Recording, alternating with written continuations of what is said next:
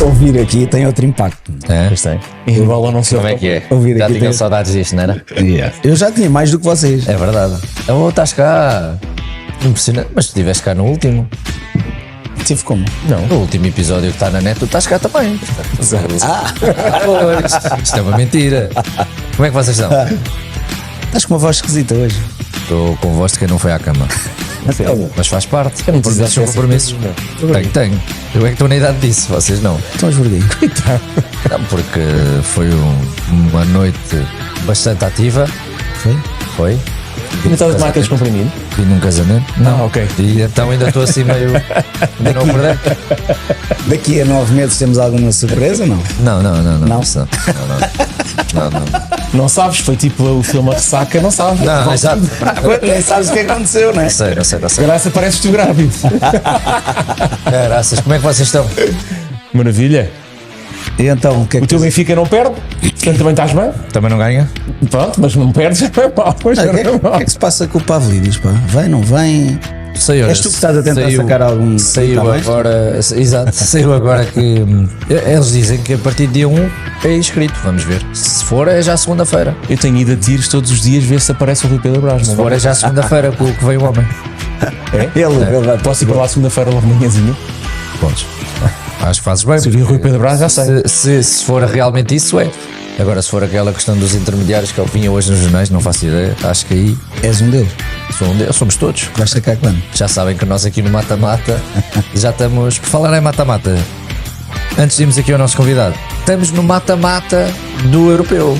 Vai começar agora, ao dia que nós estamos a gravar. Nós não fizemos nada sobre o Europeu. Não sei se vocês me querem dizer alguma equipa que vos surpreendeu ou não. Alguma seleção que vos surpreendeu ou não. Áustria. Boa. Espanha também. A Espanha, mas a Espanha Não foi surpresa, não é? Já é um... Também há surpresas pela negativa, não te esqueças. Não, espera aí, o que é que tu tens a dizer dos 3 centrais, ora 2 centrais, ora 3 centrais? Tu és um gajo que tem uma boa química com isso. Fogo. Eu vejo toda a gente a desculpar-se, principalmente no último jogo, com os 3 centrais. O último jogo tens de dizer qual foi.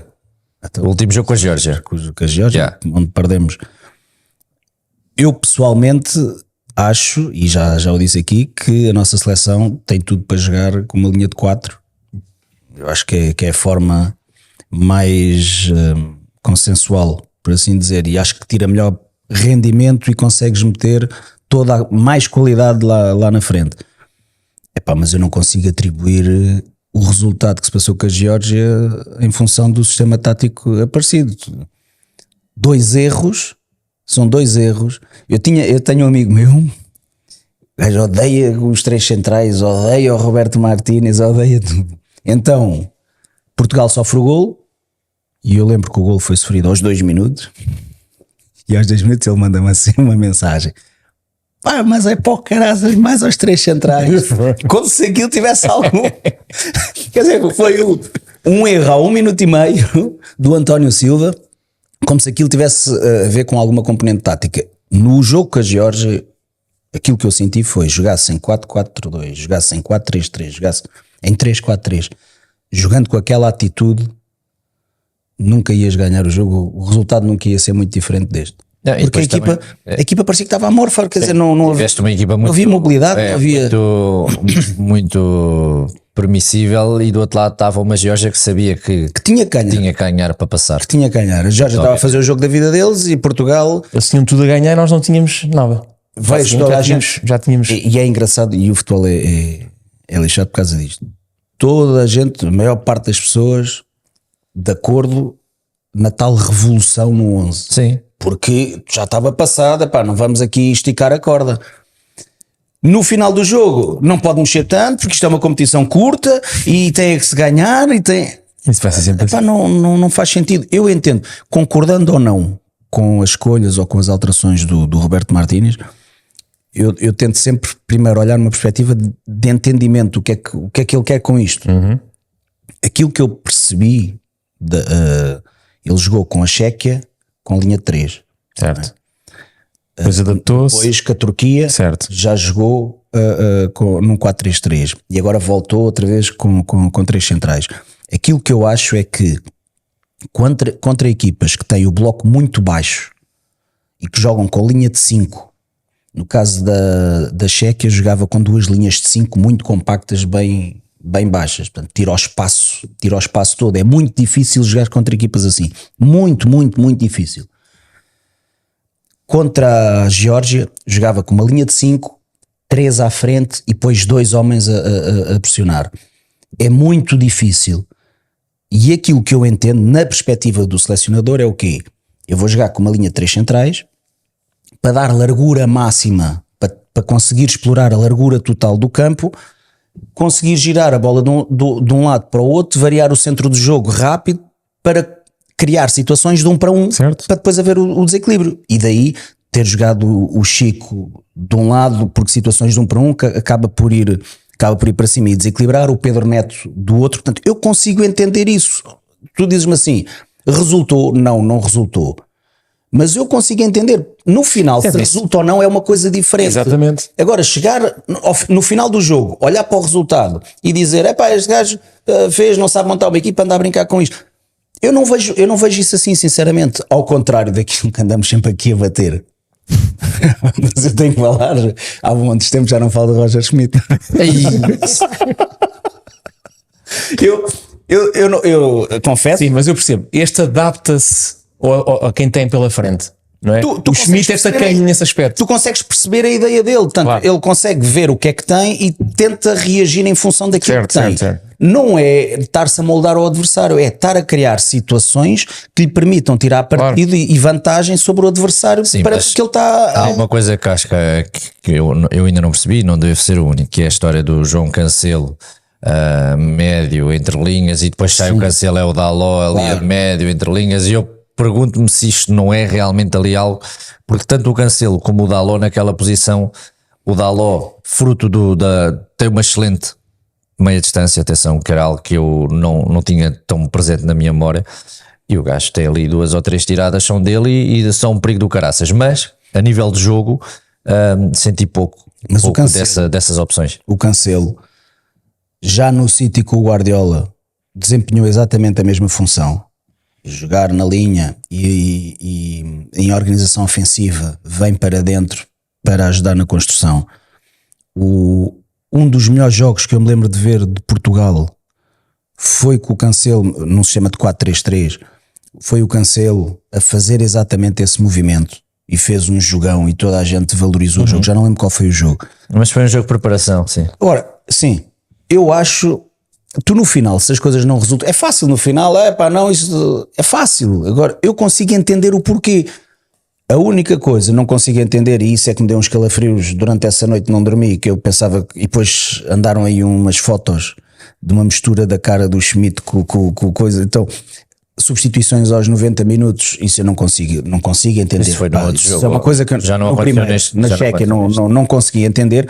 E neste jogo a única crítica que eu faço, não correu bem, e volto a frisar, para mim jogar num 4-3-3 Portugal é a melhor opção, certo, sendo que o 4-3-3 que Portugal joga, as dinâmicas ofensivas que tem, acabas sempre por deixar 3 homens cá atrás, deixar um no equilíbrio, claro, como tem que ser. Ofensivamente aquilo acaba por bater mais ou menos o mesmo. A questão dos 2 laterais, eu percebi a situação, toda a gente falou mal, a coisa correu mal ou não correu tão bem porque o Nuno Mendes acabou por não fazer mais vezes aquilo que fez numa outra situação, jogar como central do lado esquerdo. Houve 2 ou 3 situações que ele foi e criou um desequilíbrio e uma indefinição na marcação na equipa adversária, porque ficam só 2 e ele vai, e então o jogador apanha o ala, o lateral, mais o central, aquilo acabou por baralhar. Houve 2 ou 3 situações que fez, não fez mais, devia ter feito mais. Mas isso eu não consigo perceber. Para mim, tu se jogas com uma linha de 3 centrais, não faz sentido jogar o Palhinha, principalmente com uma equipa, claro, que joga cá atrás, só a defender. Portanto, para mim não faz sentido, e isso aí acho que castrou um bocado a equipa. Mas volto a dizer, com a Geórgia, a atitude que os jogadores tiveram, fosse qual fosse a tática, eu acho que o resultado não ia mudar muito. Acho que sinceramente não ia. Olha, vamos lá começar com isto ou não? Vamos sim, senhor.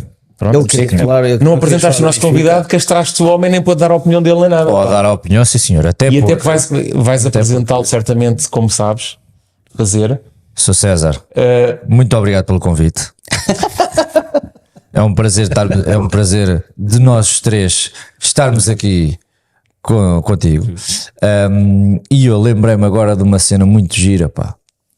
Portanto, antes de explicarmos realmente o que é que o Sr. César está aqui a fazer, circular umas fotografias do miúdo magrinho que, passado de 2 anos, está um bicho, que era o maior.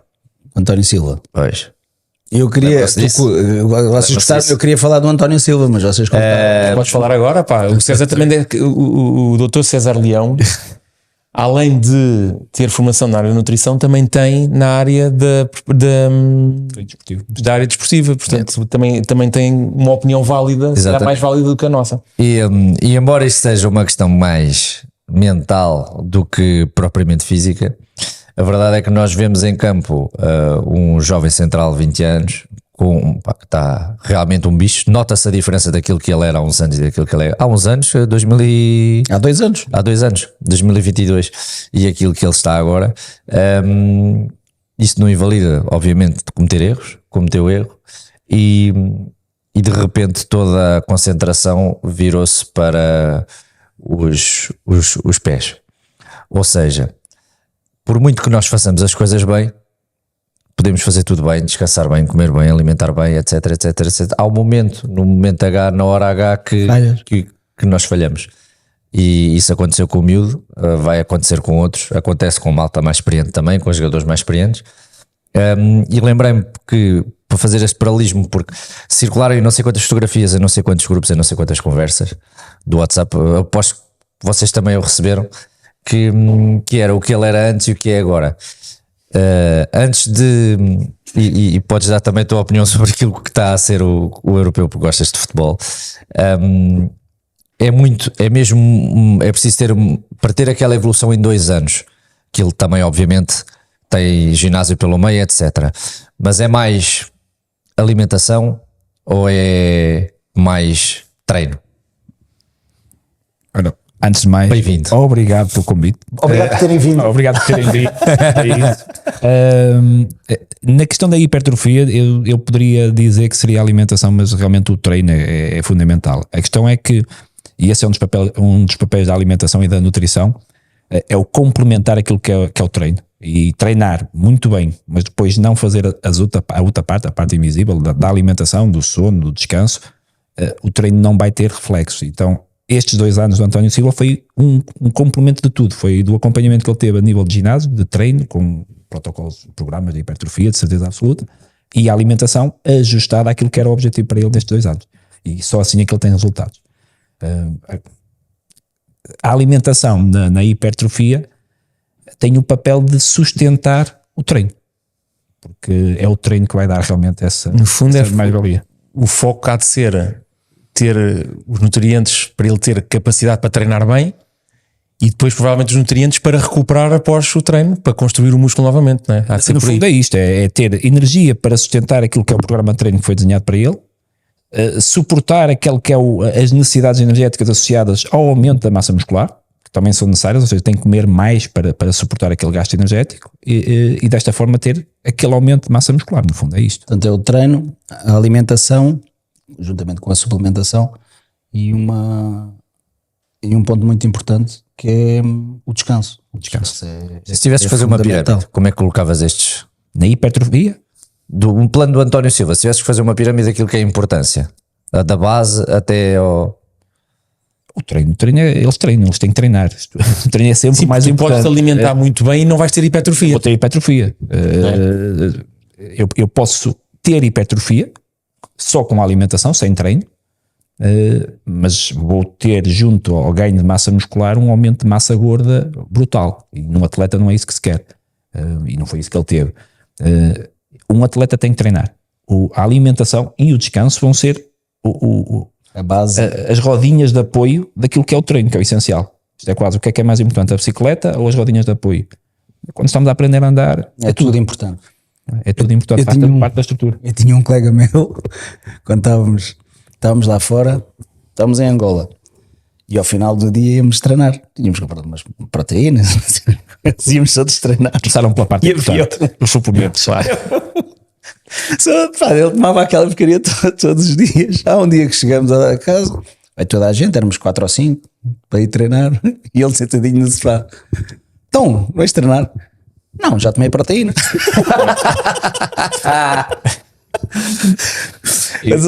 Há que dar importância às coisas importantes, pá.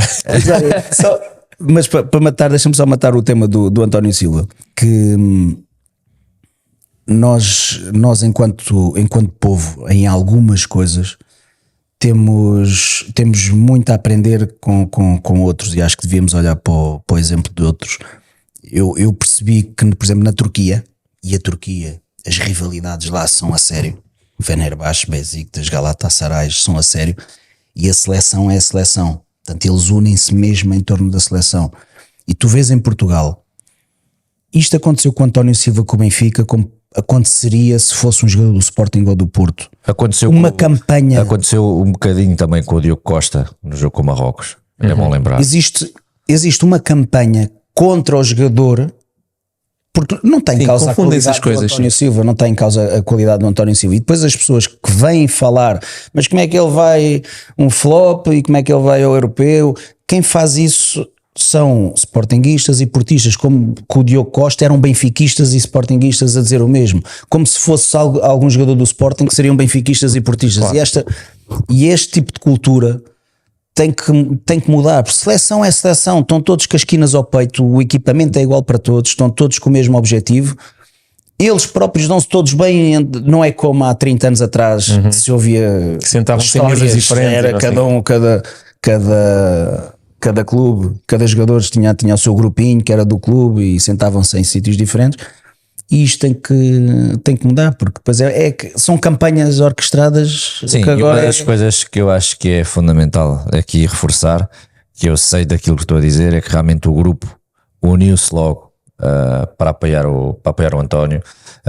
Lá está, a malta mais velha já percebeu no momento o que é que poderia vir a seguir a isso, tem mais experiência e apoiaram de uma forma brutal. Agora, o que eu não estava à espera era que malta que jogou futebol, para não estar aqui a dizer nomes para não ser injusto, mas que jogou futebol, que tiveram lá dentro, que também tiveram dias maus, que têm momentos como o nosso, mas numa televisão, claro, onde falam para milhões de pessoas, dizerem não, porque nem vou repetir porque não vale a pena, mas estiveram lá dentro, sabem da dificuldade, de repente começa-se a criar uma campanha em torno de um jogador, de um jogo que bem ou mal, correu mal. E não contava para nada, quer dizer, não foste eliminado, não é? Claro. Não tem essa responsabilidade, mas também tem responsabilidade.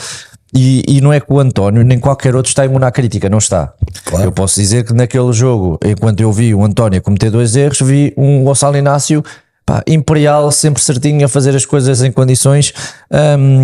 Vi um João Félix a tentar, mas ainda longe daquilo que nós sentimos que é um João Félix, e vi todos os outros, um Pedro Neto a tentar muitas vezes cruzar, mas a bola nunca ia para lado nenhum. A única diferença é que um guarda-redes, quando sofre um gol e a equipa perde, está tudo tramado, e um defesa, quando comete um penalti, e para cometer um penalti não precisa de ser um defesa, mas um defesa está sempre mais exposto. Vi o Palhinha a falar, a defendê-lo logo a seguir, e depois sai aquela capa do jornal do Record, que também foi muito, muito falada, onde eu acho que realmente aí nós temos muito a aprender, porque estamos todos unidos e somos todos pelo mesmo, ou então se aquilo é uma tentativa de unir, está mal feito. Eu costumo dizer que todos nós temos direito a um dia mau, seja no futebol, seja na nossa vida, temos direito a um dia mau. Há dias que as coisas não correm. Eu quero acreditar que neste europeu este foi o jogo que foi tudo mau. Sim. Os jogadores todos estiveram desligados do jogo, não teve a ver com aspectos táticos, não teve a ver com os aspectos, foi questão de atitude, não estavam lá, mas a ser que tivesse sido naquele jogo, ponto. Yeah. César, estamos a falar de malta que já chega ao europeu com 60 jogos oficiais, muitos deles que não são jogos ou joguinhos, são jogos a sérios, não é? E podes falar também aí da Turquia, nesse ponto de vista, por causa do Ramadão. Já sei o que é que tu vais perguntar e já agora ligar ali a parte de. Porque eu já te conheço. Mas agora vou mudar a pergunta. Vai fazer figura de parvo. Fizemos um briefing antes e já está a aproveitar. Mas sim, é uma boa. É uma Mas o boa. Ramadão, É uma boa o vista. Ramadão não é agora. Agora já Estás a falar é noutra altura, não é? Mas que já foi, ou seja, estamos a falar mas de uma no- época. no seguimento- decorrer de uma Mas época. se quiseres foi interromper a minha pergunta. Não, foi Ok, para dar um ok. brilhozinho, anda lá. Para dar É um o brilho. pico de audiência é sempre. Aqui, exato. É quando ele fala. É quando ele fala.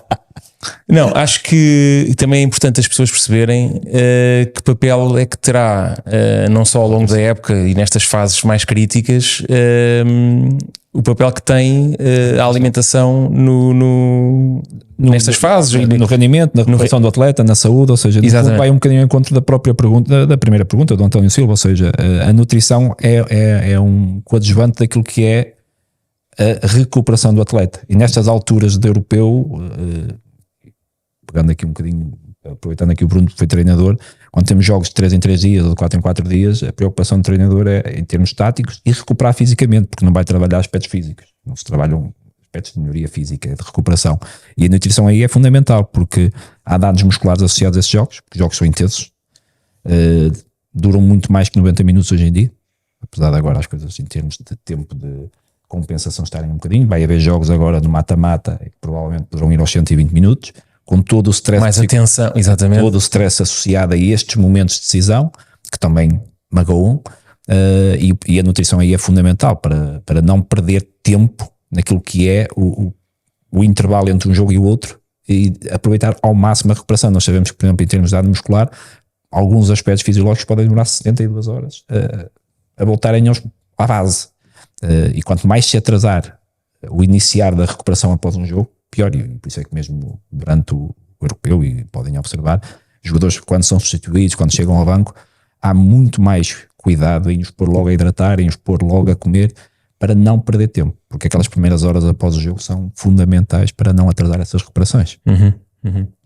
E Não, e estava a falar da questão de, por exemplo, há jogadores que fizeram 70 e tal jogos numa época, e depois também há outros jogadores, nomeadamente quase todos os da Turquia, passaram por uma fase, como nós assistimos em Portugal, ao Coxu, por exemplo, entre outros, em que há um Ramadão, há uma questão religiosa pelo Vou meio. interromper-te agora. O César é nutricionista do Passos Ferreira. Não sei se no Passos Ferreira tens algum este ano por jogador. acaso não tivemos. Já apanhaste essas situações, portanto, apanhámos já, estão em já. competição durante a época. não é? Em competição. Posso comparar isto a um jejum intermitente? A maior parte dos estudos em jejum intermitente, ou muitos dos estudos iniciais de jejum intermitente, foi em muçulmanos a fazer o Ramadão. Ou seja, porque no fundo só havia ali uma restrição da janela temporal onde eles comiam. Só que é invertida, não é durante o dia. E no jejum intermitente pode-se beber água. Ou seja, eu diria que se calhar no Ramadão, ou eu diria não, é uma das maiores dificuldades que no Ramadão se tem com os atletas, dependendo de onde estiver a ser feito o Ramadão, é a questão da hidratação e da recuperação pós-treino, porque em países muçulmanos normalmente eles ajustam o horário dos treinos, o horário dos jogos para os períodos onde eles estão a comer, ou seja, para o final do dia. Em países europeus os treinos continuam a ser de manhã, por isso o atleta acordou, nutriu-se, provavelmente à meia da noite, não dormiu tão bem, mas depois pode descansar um bocado, vai treinar, coincide sempre ali na primavera e dependendo da temperatura, pode treinar com temperaturas mais elevadas, vai desidratar e só pode reidratar ao final do dia. Então, neste caso, se nós recebermos numa pré-época um jogador que está acima do peso, é o jejum intermitente algo que o atleta deve fazer ou isto está completamente fora do desporto de alto rendimento? Perguntas difíceis logo, não é? Aquilo que ele deve fazer primeiro é aproveitar os serviços que o clube lhe vai pôr ao dispor, de nutricionistas que estão lá para o tentar ajudar e tentar não ir atrás das modas. O jejum intermitente é uma fad diet, é uma dieta de moda, é uma dieta que naquilo que diz respeito à perda de peso em indivíduos com obesidade poderá ser uma estratégia, uma ferramenta interessante para desportistas, tendo em conta a questão do treino, poderá não ser o mais adequado. Até porque voltamos à mesma lógica. Jejum intermitente, que jejum intermitente? Aquele que é mais conhecido, o time restricted feeding, a janela temporal restrita, ou seja, não comer entre o jantar e o almoço. O que significa que ele vai treinar de manhã, cargas físicas mais elevadas, sem ter comido nada. E se ele treinar à tarde? Mesmo assim, em atletas está demonstrado que a qualidade do treino à tarde não é a mesma, tomando pequeno almoço ou não tomando pequeno almoço. Ok. Ou seja, para quem tem excesso de peso e não é atleta, não faz desporto, poderá ser uma estratégia interessante. Para quem é atleta, não é de todo uma estratégia interessante. Ok. Olha, falando aí na questão da recuperação dos atletas, para ti, qual é a tua opinião relativamente ao treino pós-jogo? Portanto, será logo no dia a seguir ou dar descanso e treinar, portanto, fazer treino mais dois, jogo mais dois? O Bruno a tentar-me tramar. Não, Estou-me aqui a tirar pessoal, dúvidas, porque isto são dúvidas de fisiologia, de performance, nutricionista e tal. Eu vou para o treino quando o treinador me manda. Eu não decido nada. mas- Eu vou para o treino quando o treinador me manda. Se é no dia, se é no dia a seguir. Não, mas existe uma opinião Eu posso falar pessoal, do não? ponto de vista científico, até pela questão do mestrado e do ponto de vista da recuperação. Aquilo que está demonstrado, ou o que está mais estudado, é que uma recuperação ativa no dia a seguir ao jogo, no dia de cima, a maior intensidade, ajuda a diminuir, ajuda a acelerar a recuperação e ajuda ali a diminuir algumas das mazelas, até porque coloca a circular Sim, tirar o mais ácido láctico. exatamente. Agora, depende muito dos contextos, depende Claro, muito claro. dos contextos, depende muito do treinador, depende muito da experiência, porque depois é um bocadinho isso, depende do que é que se vai fazer. Claro. Depende do que é que se vai fazer. Uma pergunta mais interessante, que eu acho que até poderá ser mais interessante, é como é que é a nutrição no dia a seguir, haver um treino no dia a seguir, para quem jogou e para quem não jogou. Exatamente. Esse é que é um aspecto mais relativo à nutrição, porque quem jogou Precisa de precisa de recuperar e tem que comer, mas quem não jogou e eventualmente tenha sido convocado terá comido em excesso, porque depois não teve desgaste. E aí depende muito, e por isso é que muitos treinadores também utilizam essa estratégia, que é tentar dar carga a quem não jogou, a quem tem menos jogo, para tentar manter ali um bocadinho o ritmo, para tentar manter ali a capacidade física, e temos que gerir um bocadinho essa situação em termos de consumo energético, porque se não jogou e preparou-se para o jogo como quem jogou, vai ter excesso. E essa avaliação, na alta competição e clube que tenha estrutura para isso é feita individualmente, porque Deveria ser. de ser humano para ser humano, de atleta para atleta, existem necessidades diferentes. Deveria ser, idealmente deveria ser, ou seja, apesar de ser um jogo coletivo, e no outro dia estava a acompanhar um atleta de modalidade individual e tinha atletas de modalidades coletivas, e a verdade é esta, ou seja, o nutricionista num clube é nutricionista do clube, é nutricionista de plantel, e apesar de se tentar fazer uma individualização atleta a atleta, depende muito da estrutura, Claro. e mesmo assim, mesmo que seja uma estrutura muito grande, é muito difícil acompanhar 25, 30, 35 atletas com todo o trabalho que há para fazer dentro do clube.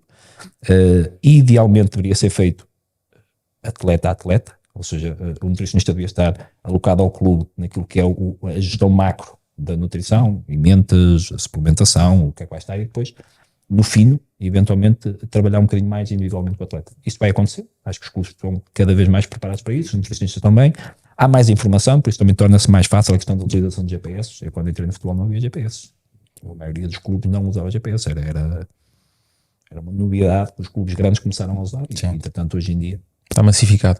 completamente, ou seja, não é só na primeira e na segunda liga, mesmo em ligas inferiores, e isso é uma ferramenta que nos permite tirar um bocadinho aquilo que é a carga, a energia no dia a dia e gerir bem, desculpa lá, e gerir bem essa questão das necessidades energéticas, ajustando-nos aqui, Exatamente. ajustando-nos às necessidades do dia a dia, que são diferentes também, ou seja, depende do microciclo, depende daquilo que o atleta está a fazer. César, focando aqui um bocadinho na questão dos clubes, tu sentes, estás a olhar para mim porque sabes que eu tenho aqui alguma informação privilegiada, posso meter aqui fora do pé, não? Olhar para ti à espera da tua pergunta, mais nada, não estou. O César foi o meu professor, foi o meu professor na pós-graduação que eu fiz. Por isso é que está cá. Já sei. Valia a pena para ter uma boa nota. Passava, Claro. tinha aqui, eu não passava, não é? Não, mas aqui a questão que eu queria colocar é, tu sentes que tem havido uma evolução na consciencialização nos clubes, que a área da nutrição é uma área dentro do departamento médico cada vez mais relevante, ou sentes que os clubes dizem, temos que temos de ter isto porque nos disseram que temos que ter e portanto vamos tentar ter o mínimo de recursos só para ter porque temos que ter. Qual é a tua visão? Não vou esquivar da pergunta, porque acho que é uma pergunta que é válida e que acho que pode mesmo ajudar. Eu acho que desde que eu acabei o curso, e há bastante tempo, até agora, a nutrição no desporto evoluiu muito, não foi só no futebol, evoluiu muito. A nutrição no futebol evoluiu bastante, o acompanhamento fisiológico evoluiu muito, ou seja, eu sou do tempo em que havia o treinador principal, havia um treinador adjunto que normalmente era um ex-jogador que tinha acabado a carreira, havia um treinador de guarda-redes que era um gajo que sabia chutar bolas, e o preparador físico. Não, era esses três. Eu, quando joguei futebol, tinha um treinador principal, tinha o adjunto que era o Mota, José Mota, e tinha um treinador de guarda-redes, era um ex-jogador que tinha um bom remate e pronto, treinava os guarda-redes. Quando tira a bola onde era que queria. Treinava os guarda-redes, era para rematar a baliza. Não, mas era isso. E o futebol evoluiu muito nesse sentido. E a nível de nutrição também, ou seja, começou-se a tentar complementar com tudo. Este ano, o Liverpool mudou de equipa técnica e houve uma oferta de trabalho para um elemento para a equipa técnica ficar responsável só com bolas paradas. Ou seja, até isto começa a cada vez mais a ir ao pormenor, vai-se buscar muito aquilo que é o futebol americano, nas equipas especiais. E nas equipas técnicas já está dividido, portanto há um adjunto que fica responsável pelos defesas, outro pelos médios, outro pelos atacantes. E tem equipas técnicas de 5, 6, 7 elementos. A nutrição no futebol começou a surgir em Portugal muito por conta do Vítor Hugo, no Futebol Clube Porto. E começou a abrir esse espaço e começou-se a perceber que realmente com o avançar das necessidades dos atletas em jogo, com as exigências cada vez maiores, o futebol está cada vez mais rápido, apesar de a distância ser a mesma. Mais físico, muito mais intenso, muito menos tempo para pensar, com muito mais necessidade de agilidade, quer mental, quer física. E a nutrição é um coadjuvante para isso, para essas recuperações rápidas, para essas adaptações maximizadas, para a melhoria da condição física do atleta, do ponto de vista da composição corporal. Prolongar a carreira, ou seja, a nutrição, e cada vez mais a idade média no jogo de futebol aumentou, também muito por conta disto. Não só a metodologia de treino, mas também a nutrição a apoiar essas recuperações, e nesse sentido os clubes perceberam que isso é importante, os jogadores perceberam que isto é importante, os empresários de jogadores perceberam que isto é importante e por isso há muito mais procura. Essa é a realidade. Aquilo que se percebeu quando se meteu, ou quando se começou a pensar em pôr a nutrição nos clubes, foi colocá-los dentro daquilo que era o departamento médico, era o que fazia sentido. Eu acho que hoje em dia aquilo que se poderá começar a pensar, ou que se começa se calhar a ser uma possível realidade, vamos ver se para breve ou se entretanto, é criar um departamento específico de nutrição que vai trabalhar não só com o departamento médico, mas com o departamento de performance, porque também se começaram a criar esse departamento de performance, não é? E neste momento esse papel poderá ser um bocadinho mais facilitado também dentro dos clubes, dentro da estrutura, vai ter um bocadinho mais de autonomia, mais responsabilidade, mas mais autonomia. E então, respondendo à pergunta, é um bocadinho isto, ou seja, acho que os clubes colocaram nutrição dentro do departamento médico, depois depende do departamento médico e depende das condições e dos recursos que o clube tem, porque sentem que é necessário, porque lhes é pedido pelos jogadores e pelas equipas técnicas, mas depois na prática e também ainda se ouve muito aquela coisa daqueles diretores assim um bocadinho mais antigos e o pessoal que apoia, no meu tempo um pessoa comia uma Santos de Corate e um copo de vinho e ia jogar e tal, e as coisas mudaram também, mas acho que nesse sentido acho que houve uma evolução, não é? Também tenho essa sensação. É porque o conhecimento eu acho que é o que faz dar o passo para esse eu acho que é a necessidade do atleta, não é? Os próprios atletas e os treinadores, ou seja, porque nós estamos a falar a nível de alta competição, mas e a alta competição é uma porcentagem muito mínima para o futebol que nós temos no nosso país, não é? E quando vamos para os campeonatos inferiores, para os clubes que disputam campeonatos inferiores, seja distrital, seja campeonatos nacionais, os próprios dirigentes, ainda existe alguma, direi, para ser simpático, resistência a esse tipo de investimento, porque eles não têm esse conhecimento. Mas não será porque não há recursos muitas vezes. Aquilo que eu sinto é que o próprio atleta, mesmo o amador, já tem a consciência da importância que a nutrição tem. e portanto recorre diretamente, Fora. porque o clube normalmente não tem essa capacidade. O atleta tem. Cada vez há mais procura e é isto, o atleta cada vez procura mais. Sim. E é o que faz sentido, porque a verdade é esta, ou seja, um plantel de 30 atletas, muito dificilmente um nutricionista irá conseguir chegar da mesma forma lá. Claro. E muitas vezes é mais fácil em níveis inferiores do que em níveis superiores, porque eles já estão lá. No fundo, em níveis superiores, eu já estou aqui a jogar, já estou... Sim. Não são todos, depende um bocadinho daquilo que é o objetivo de carreira, o plano de carreira para cada atleta, se quer prolongar, se não quer prolongar a carreira, se já fez a carreira, se tem o mesmo objetivo. E a própria mentalidade, a mentalidade do atleta. procurar ou não, mas a verdade é esta, ou seja, quem está para não falar em clubes portugueses, para quem está no Barcelona, no Real Madrid, se calhar se aquilo é o topo que ele ambicionou jogar, também já não deixa de se preocupar muito. Não? Se ele quer mais, vai procurar essas ajudas. E em campeonatos inferiores o que vemos é muito isso, ou seja, é o acompanhamento mais procurado pelo atleta, mais personalidade, mais em consultoria até, muitas vezes, porque o atleta quer dar o salto, quer chegar lá acima. E muitas vezes até procurado pelo próprio empresário. Ou seja, os próprios empresários também estão investidos naquilo que é a melhoria do atleta. Claro. Neste europeu nós vimos um miúdo de Espanha chamado Yamin Lamal, tem 16 anos, que está a jogar numa equipa com jogadores também jovens, mas a maioria deles mais velhos, numa competição que por si só foi criada para jogadores mais velhos, porque a seleção A, existe o europeu de sub-21, existe outras coisas.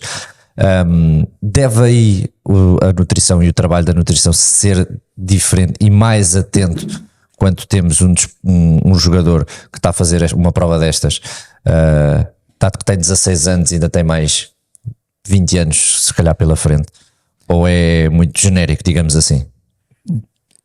Eu diria que tem que ser sempre adaptada ao jogador em si. Todos vão ter necessidades diferentes, ou seja, podemos pegar no oposto e pegar na seleção portuguesa. Um Pep terá necessidades diferentes do Yaminé, mas os dois têm que ser bem tratados, digamos assim, para conseguir. Mas a preocupação é a mesma para um jogador que tem 41 anos e um jogador que tem 16 anos, daquilo que pode ser o impacto, daquilo que pode ser a vida dele daqui a 10 anos, ele se calhar aos 26, das duas uma, ou está top ou está todo arrebentado. Pronto, tem 16 anos e está numa prova destas. Isso é a gestão da parte física e das cargas e de como é que se faz a gestão do atleta por parte de todo o departamento e por parte da equipa técnica e dele próprio na questão do treino invisível. Exatamente, ou seja, do descansar, do se dormir cedo, porque é um jovem, tem 16 anos, não é?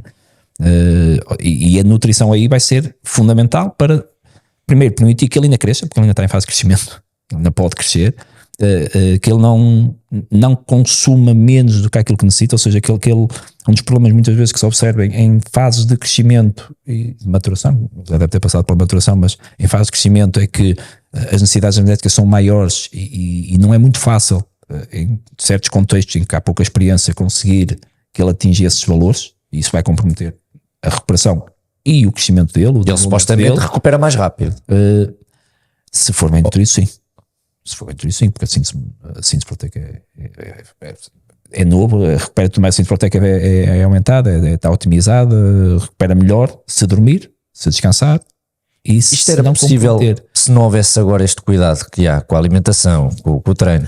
Isto há 10 anos atrás, ou vamos puxar mais atrás, há 20 anos atrás, era possível um jogador de 16 anos estrear-se numa competição destas e pensarmos que ele daqui a 10 anos vai ter sucesso? Que idade é que o Pelé foi ao primeiro Mundial?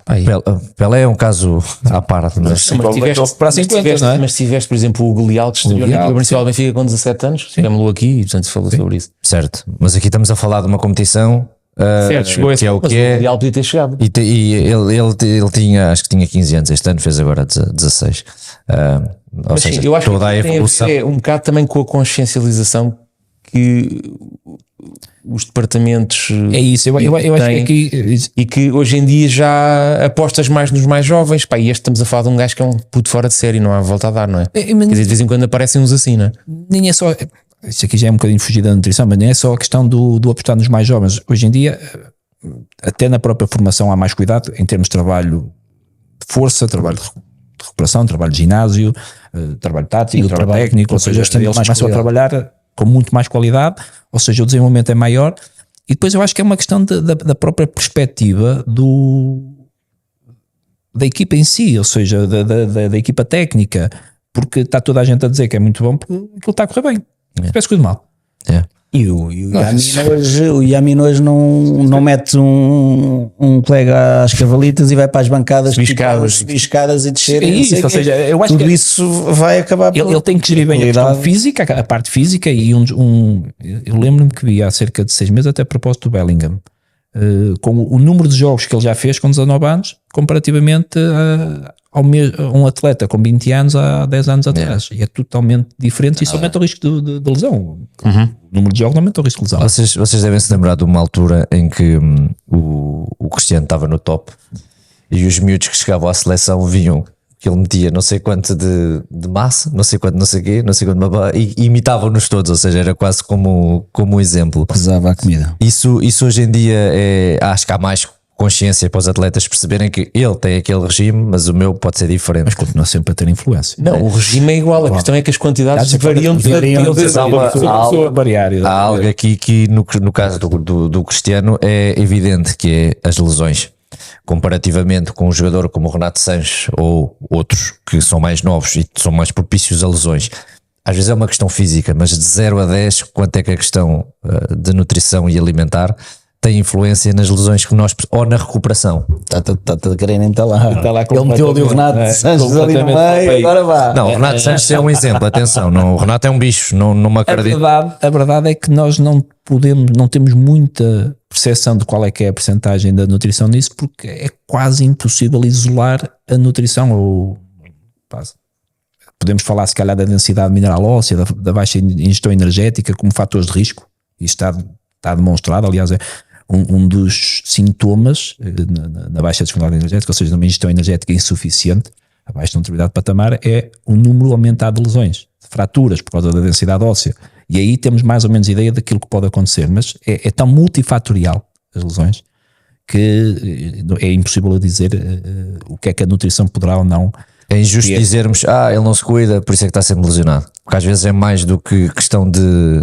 É isso que estás a dizer, às vezes vai além da parte alimentar ou vai além de muitos fatores. São tantos fatores que o único fator que eu poderia dizer que tem impacto e que nós sabemos que tem impacto é mesmo esse, é a questão da baixa ingestão energética, é o atleta comer menos do que aquilo que necessita. E no futebol, apesar de haver problemas em todas as modalidades, mas no futebol não é dessas modalidades, porque normalmente está associado a modalidades de baixo peso, tipo ciclismo, o atletismo, as ginastas, em que há aquela questão do corpo. E elas comem muito pouca energia para aquilo que é o desgaste delas, para aquilo que é as necessidades delas. E esse esforço constante do corpo com falta de energia faz com que haja um aumento de lesões associadas a essas recuperações insuficientes. E esse é o único fator. Depois alguns fatores, baixa ingestão de cálcio por causa da densidade óssea, que está associada à baixa ingestão energética. E coisas tão simples, quando às vezes... A ingestão de álcool em excesso. Mas eu ia-te falar disso. Os galácticos antes dos jogos bebiam todos vinho e quando lhes tiraram o vinho começaram a perder. Porque se calhar foram tocar em alguma coisa que estava a correr bem do Real Madrid. Mas quais? O Roberto Carlos. Até que anos é que jogou? Pois, está bem, já me estás a querer lixar. E Maldini. É verdade. O Ronaldo, Beckham. É olhar para aqueles que jogaram, até que idade é que jogaram. Falando aqui do álcool. Ao nível daqueles que nós vemos hoje jogar. Um Zlatan, um Ronaldo, um Pepe. Nós hoje em dia temos ferramentas. E hoje temos ferramentas diferentes, mas incluindo isto, há uns anos atrás. Incluindo as ferramentas que nos medem o sono, e nós conseguimos perfeitamente perceber, uma pessoa normal que não é atleta como eu, de nada, uma noite em que eu tenha bebido 3, 4 copos de vinho, a minha noite é uma merda, imediatamente. E eu achava que era boa, mas depois quando nós vamos a ver, vamos imaginar então em alto rendimento. Não, e as coisas evoluíram muito. Há uns anos atrás, aqueles jogadores que constantemente estavam a ter lesões musculares, às vezes, volto a dizer, porque a realidade do futebol não é a alta competição que se vê, e mesmo na Primeira Liga nem todos têm as condições todas, e muitas das vezes eram lesões musculares umas atrás das outras, e sem saber o jogador tinha uma cárie ou 2 cáries e isso motivava a própria lesão muscular. Portanto, hoje tem-se atenção a isso. A questão da lesão, que é um dos fatores para o investimento dos clubes em departamentos de performance, departamentos médicos, departamentos de nutrição, a verdade é que é tão multifatorial que é muito difícil isolar um fator e depois atuar sobre ele. Ou seja, se nós não sabemos ao certo o que é que pode causar aquilo, temos algumas ideias, torna-se muito difícil depois perceber como é que nós vamos baixar esse risco. A nutrição é um bocado isto, ou seja, a nutrição vai ajudar a recuperar melhor, vai ajudar o atleta a ter energia suficiente e os nutrientes necessários para aquilo que é o esforço que ele vai fazer naquele dia. Logo, o dano que ele vai sentir vai ser menor, o dano muscular que ele vai ter vai ser menor. Por isso, acaba por haver ali algum fator protetor. Mas isto é muito difícil ter essa... Tenho aqui um desafio para ti. Essa questão em percentagem, digamos assim. Tenho aqui um desafio para ti, que é alimentação e suplementação. Ok? Alimentação e suplementação em traços gerais, não vamos individualizar isto atleta a atleta, mas portanto em traços gerais, dia antes do jogo, dia do jogo e o dia após o jogo. Forma genérica. Forma genérica. É a coisa mais fácil que há. É isto. Primeiro, a questão da alimentação e suplementação. A suplementação deve fazer parte da alimentação. Eu acho que muitas vezes tratamos as coisas como se fossem as coisas antagónicas, elas são complementares, até pela própria ideia de suplemento. Suplemento, complemento. Claro. E mas comer 4 ovos é suplementação ou alimentação? É alimentação. Nesse aspecto, depois teríamos que ir para a legislação, e aí entenda-se melhor aqui com o Pedro, porque até nisso há alguns suplementos que nós consideramos suplementos, mas que, por exemplo, para as entidades não são suplementos. Mas há suplementos, pode haver suplementos naturais. Ou isso não existe? O que é natural? A questão dos ovos, que têm proteína. Sim, é um alimento. Ora bem, tem uma matriz alimentar. Não é? É um bocadinho diferente de um pó, de um suplemento. Falas do ovo como podias falar do frango. Exatamente. E aliás, esse é um dos aspectos, e por isso é que eu digo, a alimentação e a suplementação não devem ser vistas como coisas separadas, devem ser vistas como coisas complementares. Claro. Os suplementos estão enquadrados, a suplementação está dentro da alimentação. O problema começa quando nós achamos que a suplementação é mais importante que a alimentação. Exatamente. Esse é o problema. Ou também é um problema quando é o contrário, quando nós achamos que a alimentação é suficiente e a suplementação não é necessária para nada. E isso também está errado, sobretudo em determinados patamares de performance e de rendimento. E nesse sentido, pensar já nisso. A suplementação deve ser usada nos contextos ou nas situações em que a alimentação ou não é suficiente ou não é possível. E aí entra, por exemplo, ou seja, se eu tenho que comer 100 gramas de hidratos de carbono no pós-treino, conseguir isso com arroz às vezes não é muito fácil. E entra eventualmente uma maltodextrina, por exemplo. Não, desculpa lá interromper. Sim. Acho que um grande exemplo é, por exemplo, a creatina. Tu, para teres os níveis de creatina na alimentação, acho que é uma coisa muito difícil. A betalanina é um quilo de carne. 1 quilo de carne, por exemplo, não faz sentido. Quer dizer, não vais comer 1 quilo de carne. É possível, depois, mas não é execuível. Não, e depois tens o problema que é levas-te uma gordura, levas-te outras coisas que também depois não queres, não é? A questão energética toda. E os exemplos práticos é a creatina e a betalanina, por exemplo. Exatamente. Que são suplementos que têm performance. De uma forma geral, aquilo que um atleta tem que se preocupar na competição, antes da competição, na competição e depois da competição é antes e no dia hidratos de carbono, depois hidratos de carbono e proteína. Depois há aquelas coisinhas finas, ou seja, adaptado ao atleta, adaptado àquilo que ele vai fazer, claro, adaptado à posição que ele tem, até nisso muitas vezes há esse cuidado, porque há posições diferentes. O guarda-redes não é o mesmo que o lateral não é o mesmo que o central, também do modelo de jogo. A seguir a proteína e os hidratos de carbono para recuperar a recinto de glicogênio e para recuperar o dano muscular, hidratar também. Depois tem as coisinhas finas, ou seja, no dia de jogo a questão da cafeína antes do jogo, com os atletas que toleram, a creatina e a betalanina tomada sempre, e andará por aí. Falaste aí nos macronutrientes. Sim. Proteína, hidratos, não falaste na gordura porque também não há aqui. Nesses dias não há interesse. Não há interesse, exatamente. É curioso porque eventualmente depois, por causa da questão do ômega 3, exatamente, para a recuperação, mas aí Porque Poderá tem ser efeito depois, mas anti-inflamatório, terá que ser né? ajustado. Tem um efeito anti-inflamatório. É promotor de mediadores anti-inflamatórios, ou seja, vai de certa forma balançar aquele equilíbrio entre Exatamente. inflamação e Mas o que eu ia aqui referir, que é uma coisa que é curiosa, é que normalmente associamos a prática desportiva a proteína.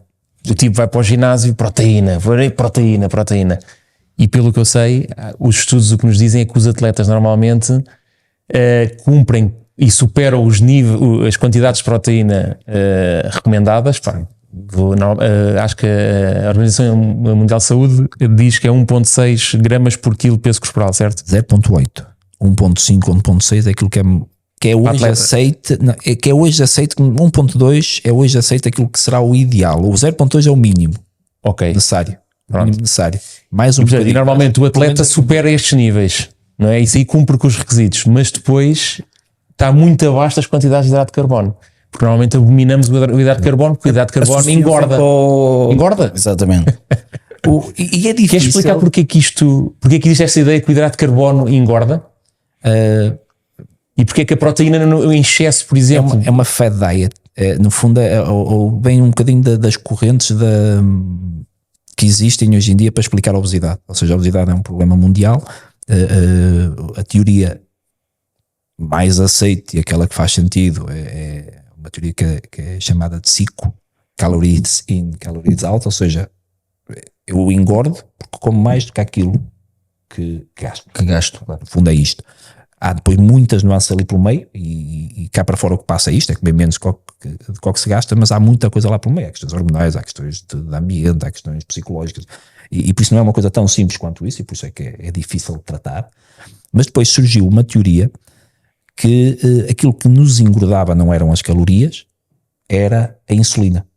Ou seja, o aumento da insulina no corpo iria promover o aumento da adiposidade, o aumento da gordura, a entrada da gordura para dentro das células e impedir que a gordura saísse das células gordas. Então iria aumentar.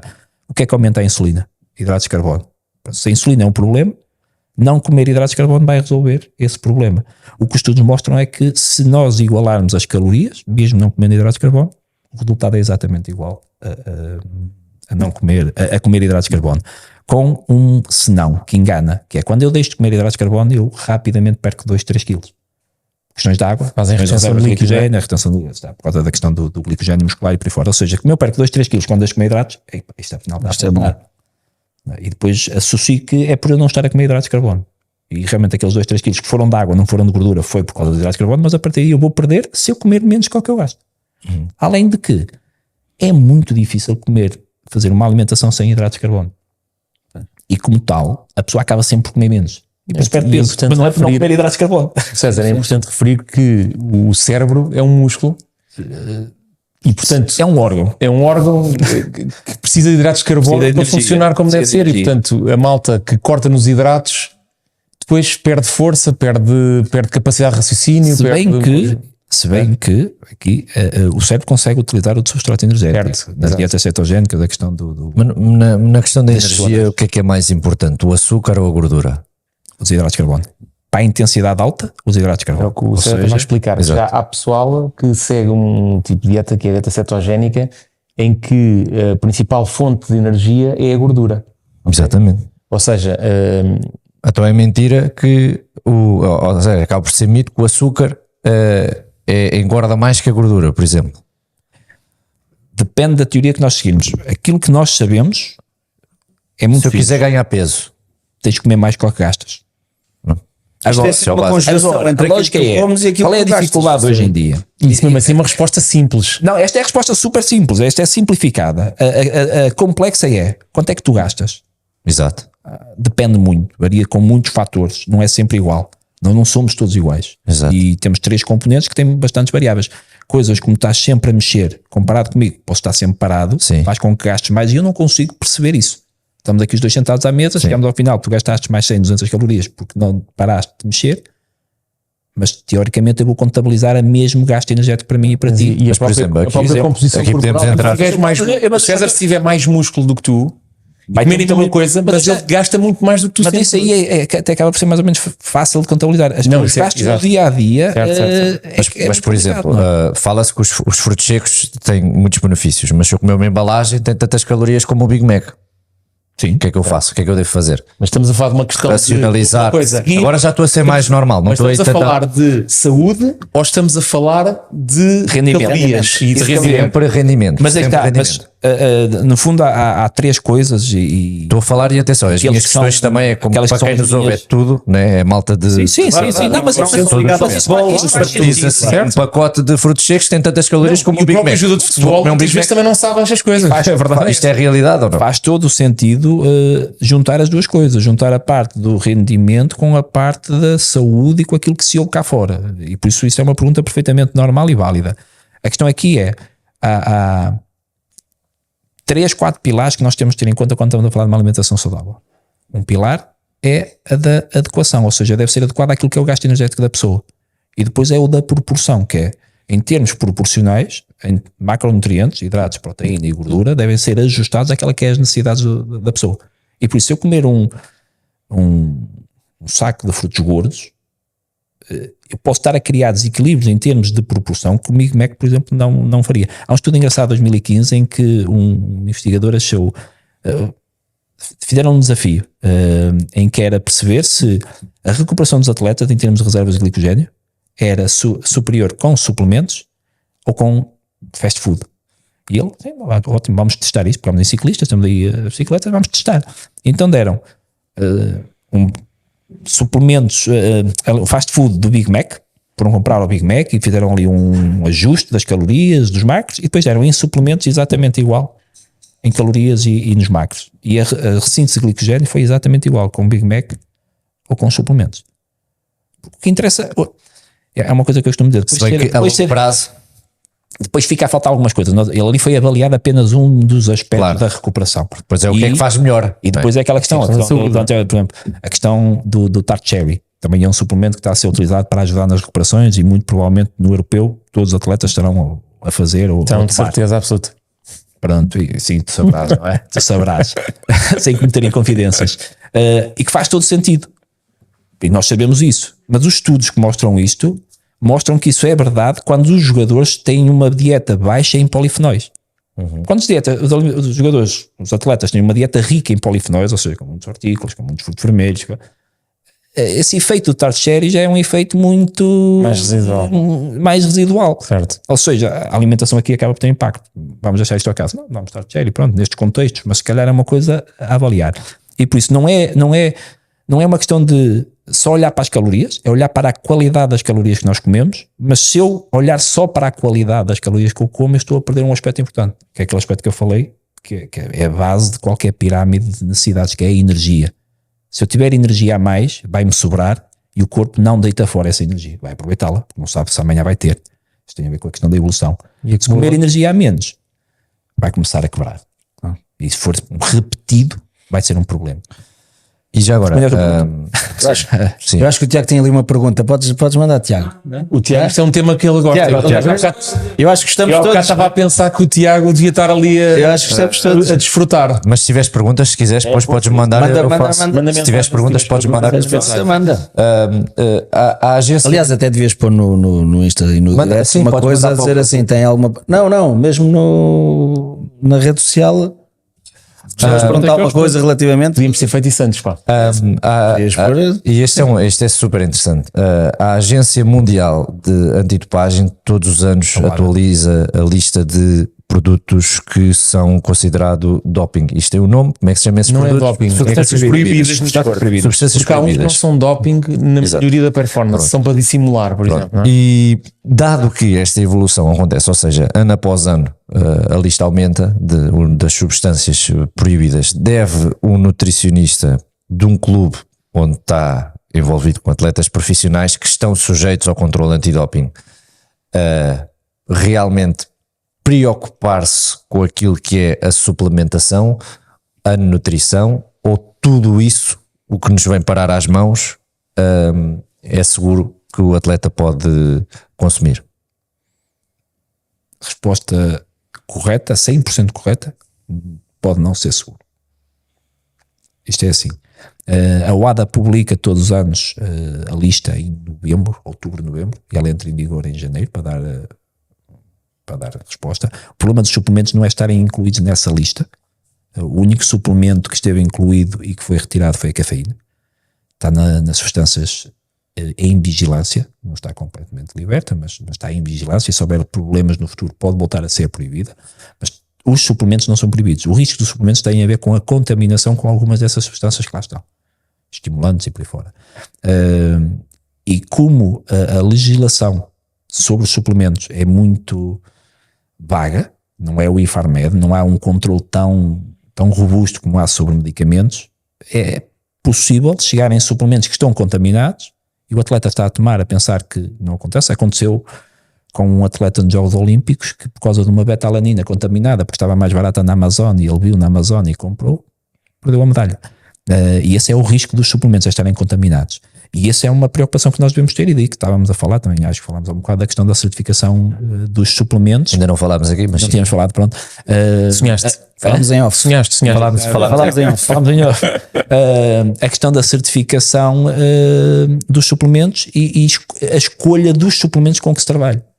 Ou seja, é uma preocupação de todos os nutricionistas e quando nós falamos entre nós, ou seja, até de outros países, e temos essa preocupação, neste país, onde é que nós conseguimos encontrar o suplemento X com qualidade? Aliás, há um suplemento na X-Sport. Na X-Sport. Exato. Por acaso produto X na X-Sport. Por acaso sim, é uma das marcas que aparece muitas vezes. Lá é cidade, pelo que eu sei. Não, mas é assim, este sketch publicitário, isto aqui vale quanto? Isto vale pelo menos 500 paus. É que isto foi natural. Pelo menos 500 euros.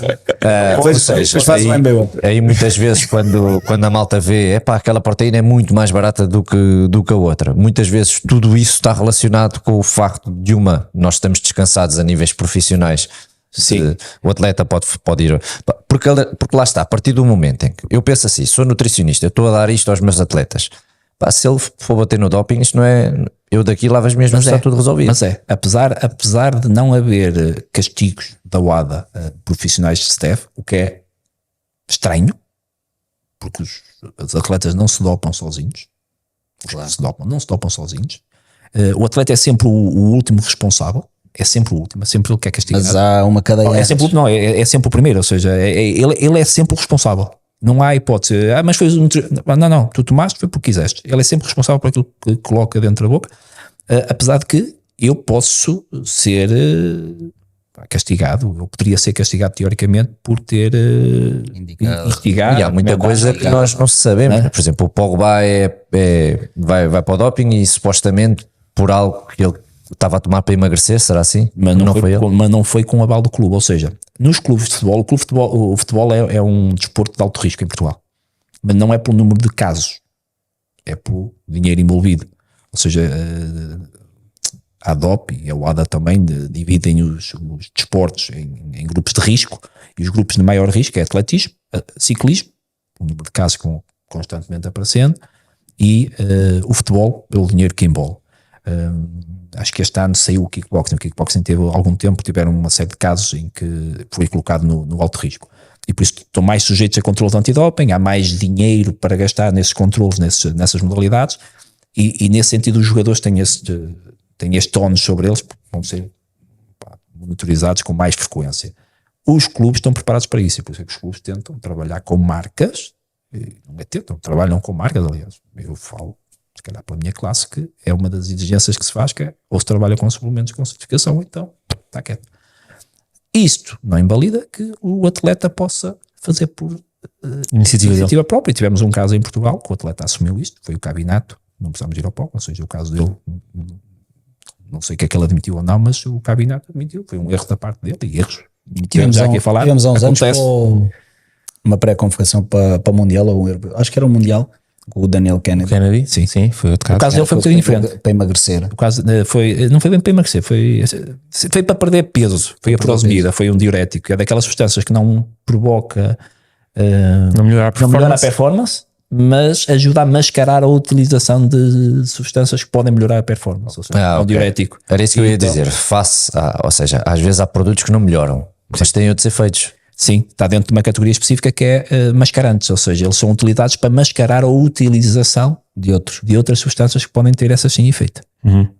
Foi o do Kennedy, foi esse caso. E ele foi chamado, ele justificou pela perda de peso porque ele estava na pré-convocatória, mas não foi convocado. Entretanto, há uma lesão qualquer e eles chamam. Ele já estava de férias, há uma semana ou duas, e ele tinha tendência a ser assim um bocadinho para o forte, e justificou assim, mas foi apanhado.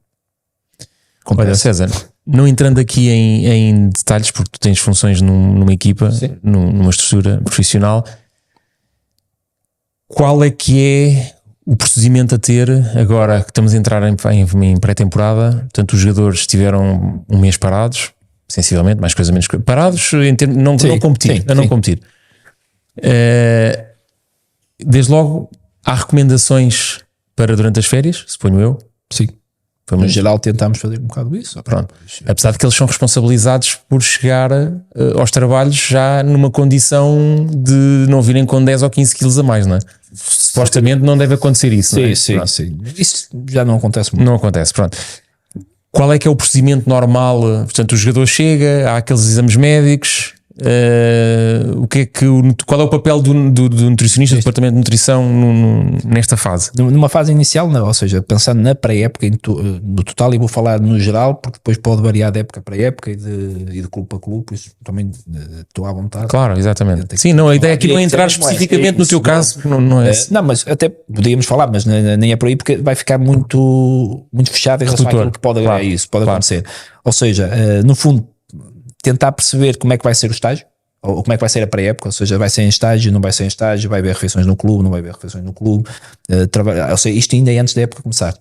Claro. Perceber um bocadinho isto, a questão da suplementação, as discussões das suplementações, quem é que vai ser o fornecedor, quem é que não vai ser, vai haver, não vai haver, todas essas coisas, para que quando a época começa, o atleta chega e já tenha tudo planeado nesse sentido. Depois, quando o atleta chega, vai depender um bocadinho também se é um atleta que nós já acompanhamos, ou se é um atleta que vem de outro clube.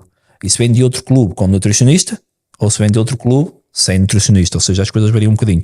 Eles são avaliados em termos de composição corporal, massa gorda, massa muscular, peso, compara-se um bocadinho com aquilo que se possa saber daquele atleta relativamente às épocas anteriores, em termos de evolução, em termos do que é que tem acontecido em termos de peso, em termos de massa gorda, se tem melhorado, se tem piorado. Faz alguns questionários, e eu tento sempre fazer questionários sobre gostos pessoais do atleta, ou seja, que tipo de, se gosta de tudo, se não gosta de tudo, se come carne, se não come, o que é que não come, até por causa da questão das emendas para o futuro.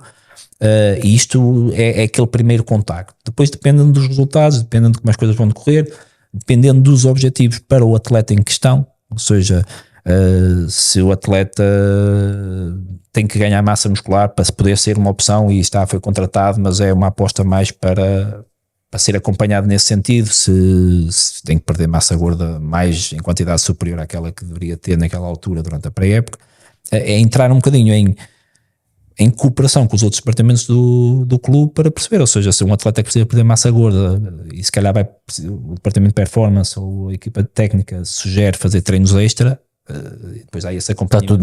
Está tudo montado para tentar gerir isso, mas no fundo é isto, a avaliação da composição corporal, avaliar necessidades do atleta, ou seja, a questão dos muçulmanos, vegetarianos, sim, veganos, começam a surgir, começam a surgir atletas que não comem carne. Eu tive um.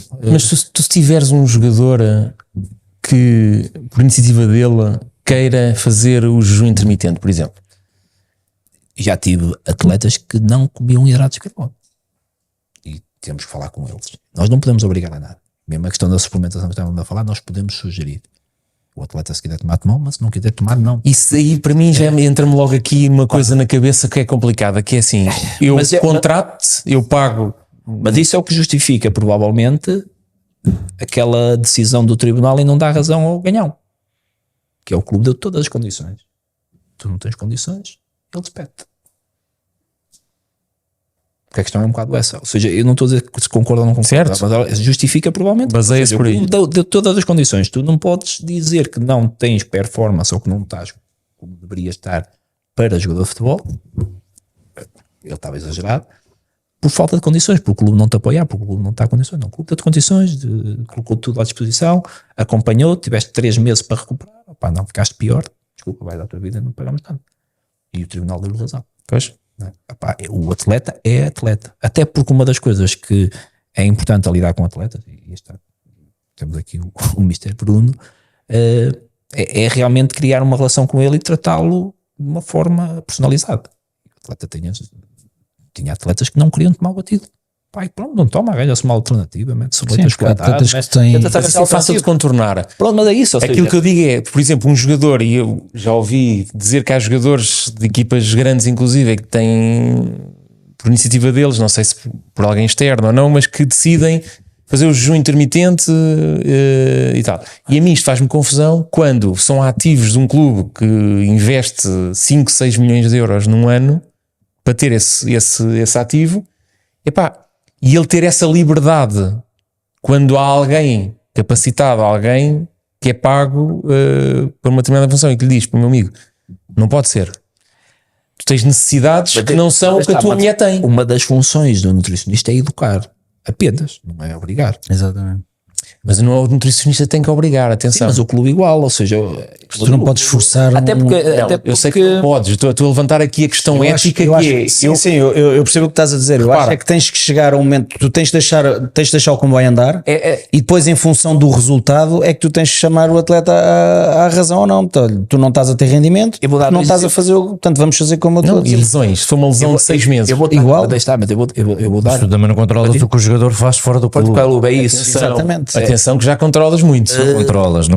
Mais ou Se menos. calhar num clube de segunda liga Ou controlas aquilo que o. eu estou a falar de clubes grandes. Eu estou a falar de clubes grandes. controlas O o que o jogador atleta quiser já muitas vezes controlas. passa muitas horas no clube, não é?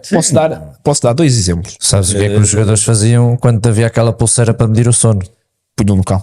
Ou na esposa, pronto. Na Punham na esposa não, esposa, na esposa punham na não, mãe, na esposa e não, agora porque a quem é esposa não deixava que ele metesse lá a pulseira para ele ir embora. Quem é que vai controlar? O cão acredita, agora numa dessa na esposa É não. muito Não. complicado. 25 anos, vizinho. É muito complicado. A questão aqui é um bocado isto, ou seja, é de educação e daí também, depois depende de clube para clube, dos recursos que tem, do nutricionista poder estar mais presente ou não estar, nos momentos para poder intervir nos momentos das refeições, nos momentos de formação, nas conversas de corredor, como se costuma dizer. E é muito desse trabalho, e apanhar o atleta nisto e tirar-lhe dúvidas. E já tive atletas que não comiam hidratos porque achavam que iam engordar. E Tens que desmistificar isso. desmistificar tudo e tal, e às vezes são atletas mais inteligentes e há atletas menos inteligentes, você sabe, tudo é na população, pronto. E que mudam. Tinha um atleta, por exemplo, uma das coisas que em relação à lesão, uma das coisas que se percebeu e através de algumas situações até práticas, é que não é boa ideia reduzir a ingestão energética, sobretudo em níveis muito elevados, a um jogador lesionado, porque isso é aquela ideia quase que salta à vista, o jogador não está a treinar, vamos cortar calorias, não podes comer tanto. O próprio jogador pensa isso, eu não quero engordar, eu quero estar a ficar bem, que é para... Mas normalmente menos calorias, menos possibilidades de engordar. Mas a questão é essa, mas também há mais a possibilidade de perder massa muscular. E é mais difícil ganhar massa muscular do que perder massa muscular. Além de que, em estruturas muito profissionais, um atleta lesionado não está parado. Não é? E há 3 artigos à volta disto, e o estudo da lesão é muito complicado, porque eu não vou partir a perna a um jogador a ver o que é que funciona melhor para ele, se é dar isto ou não dar, mas foi uma ruptura de ligamento cruzado em que seguiram o protocolo clássico, ou seja, reduziram calorias, ele perdeu muita massa muscular, não ganhou muita massa gorda, mas perdeu muita massa muscular e o return to play demorou mais tempo. Numa situação semelhante, não foi o mesmo atleta, mas foi uma lesão do mesmo tipo, eles já optaram por dar mais energia e ele ganhou um bocadinho mais massa gorda, mas perdeu menos massa muscular, então teve um return to play muito mais rápido.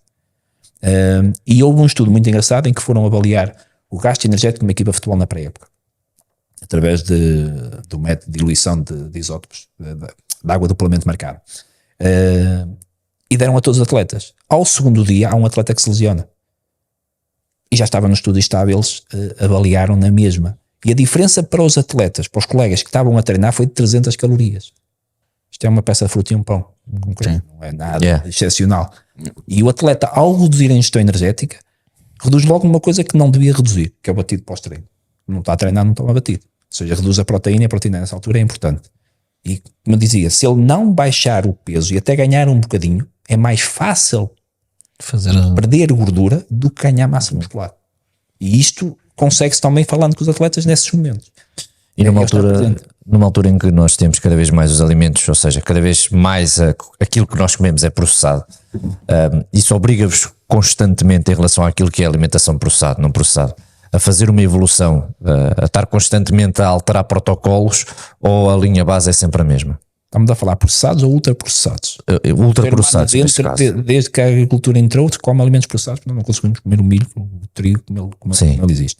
Os alimentos ultraprocessados é algo que nós tentamos que não esteja presente muitas vezes. Até há muito pouco tempo tínhamos aquelas pizzas pós-jogo, que era o que se conseguia arranjar. Felizmente conseguiu-se evoluir para situações e para opções um bocadinho mais saudáveis e mais equilibradas e até um bocadinho mais personalizadas. E dentro de um contexto, alguns fast foods, como eu dizia ali, podem até ser uma opção, porque eles têm gastos energéticos muito elevados e os alimentos ultraprocessados têm uma vantagem nesse aspecto, que é come-se muito mais quantidade em muito menor tempo. E que atletas que têm que comer muita energia em pouco tempo acaba por ser mais fácil. Agora, no dia a dia, essa também é um bocadinho a diferença de quando é que é o momento para comer cada coisa. Há momentos em que beber um sumo está tudo bem, e há momentos em que beber um sumo não é adequado. O sumo é processado. E por isso terá que ser muito ajustado a cada momento, a cada atleta, e mais uma vez aos recursos do clube. Há clubes que têm chefes de cozinha que conseguem fazer um hambúrguer, não tipo McDonald's, já com a quantidade que querem, e fica ali com uma aparência de fast food muito gira e muito apetecível, mas é saudável, mas mais equilibrado naquilo que são as opções que o atleta teria que comer naquele momento.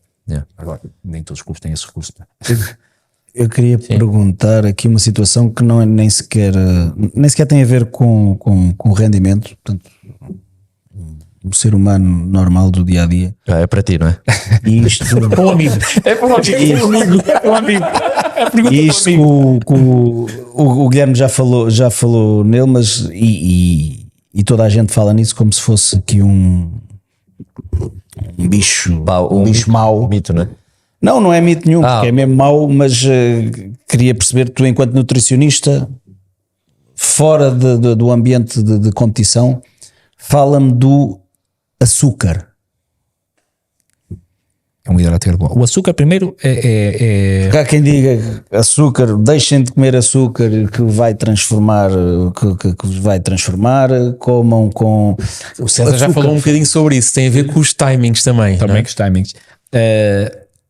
Primeiro, falamos de açúcar muitas vezes sem perceber o que é o açúcar. O açúcar é um hidrato de carbono, ponto. Ou seja, é um hidrato de carbono mais simples, em que as moléculas são mais simples e por essa razão mais facilmente é digerido e mais facilmente é absorvido. Por isso, no final, conta um bocadinho aquilo que nós estamos a ingerir. No geral, eu poderia dizer que as recomendações da OMS estão à volta das 25 gramas no máximo de açúcar e nós comemos muito mais que isso. E por isso reduzir alimentos com açúcar e a introdução de açúcar nos alimentos que ingerimos é uma boa opção. Em atletas, e aqui vou parafrasear um colega meu que uma vez ouvi, por isso, se ele ouvir, é de um colega meu, não é minha, que é em dias de jogo, em dias competitivos, em momentos competitivos, eu quero tudo o que faça mal a um diabético. Tudo o que faça subir a glicemia, eu quero. Okay. Porque ele precisa de energia rápida. Estamos a falar, no caso ele era de esportes de endurance ainda mais.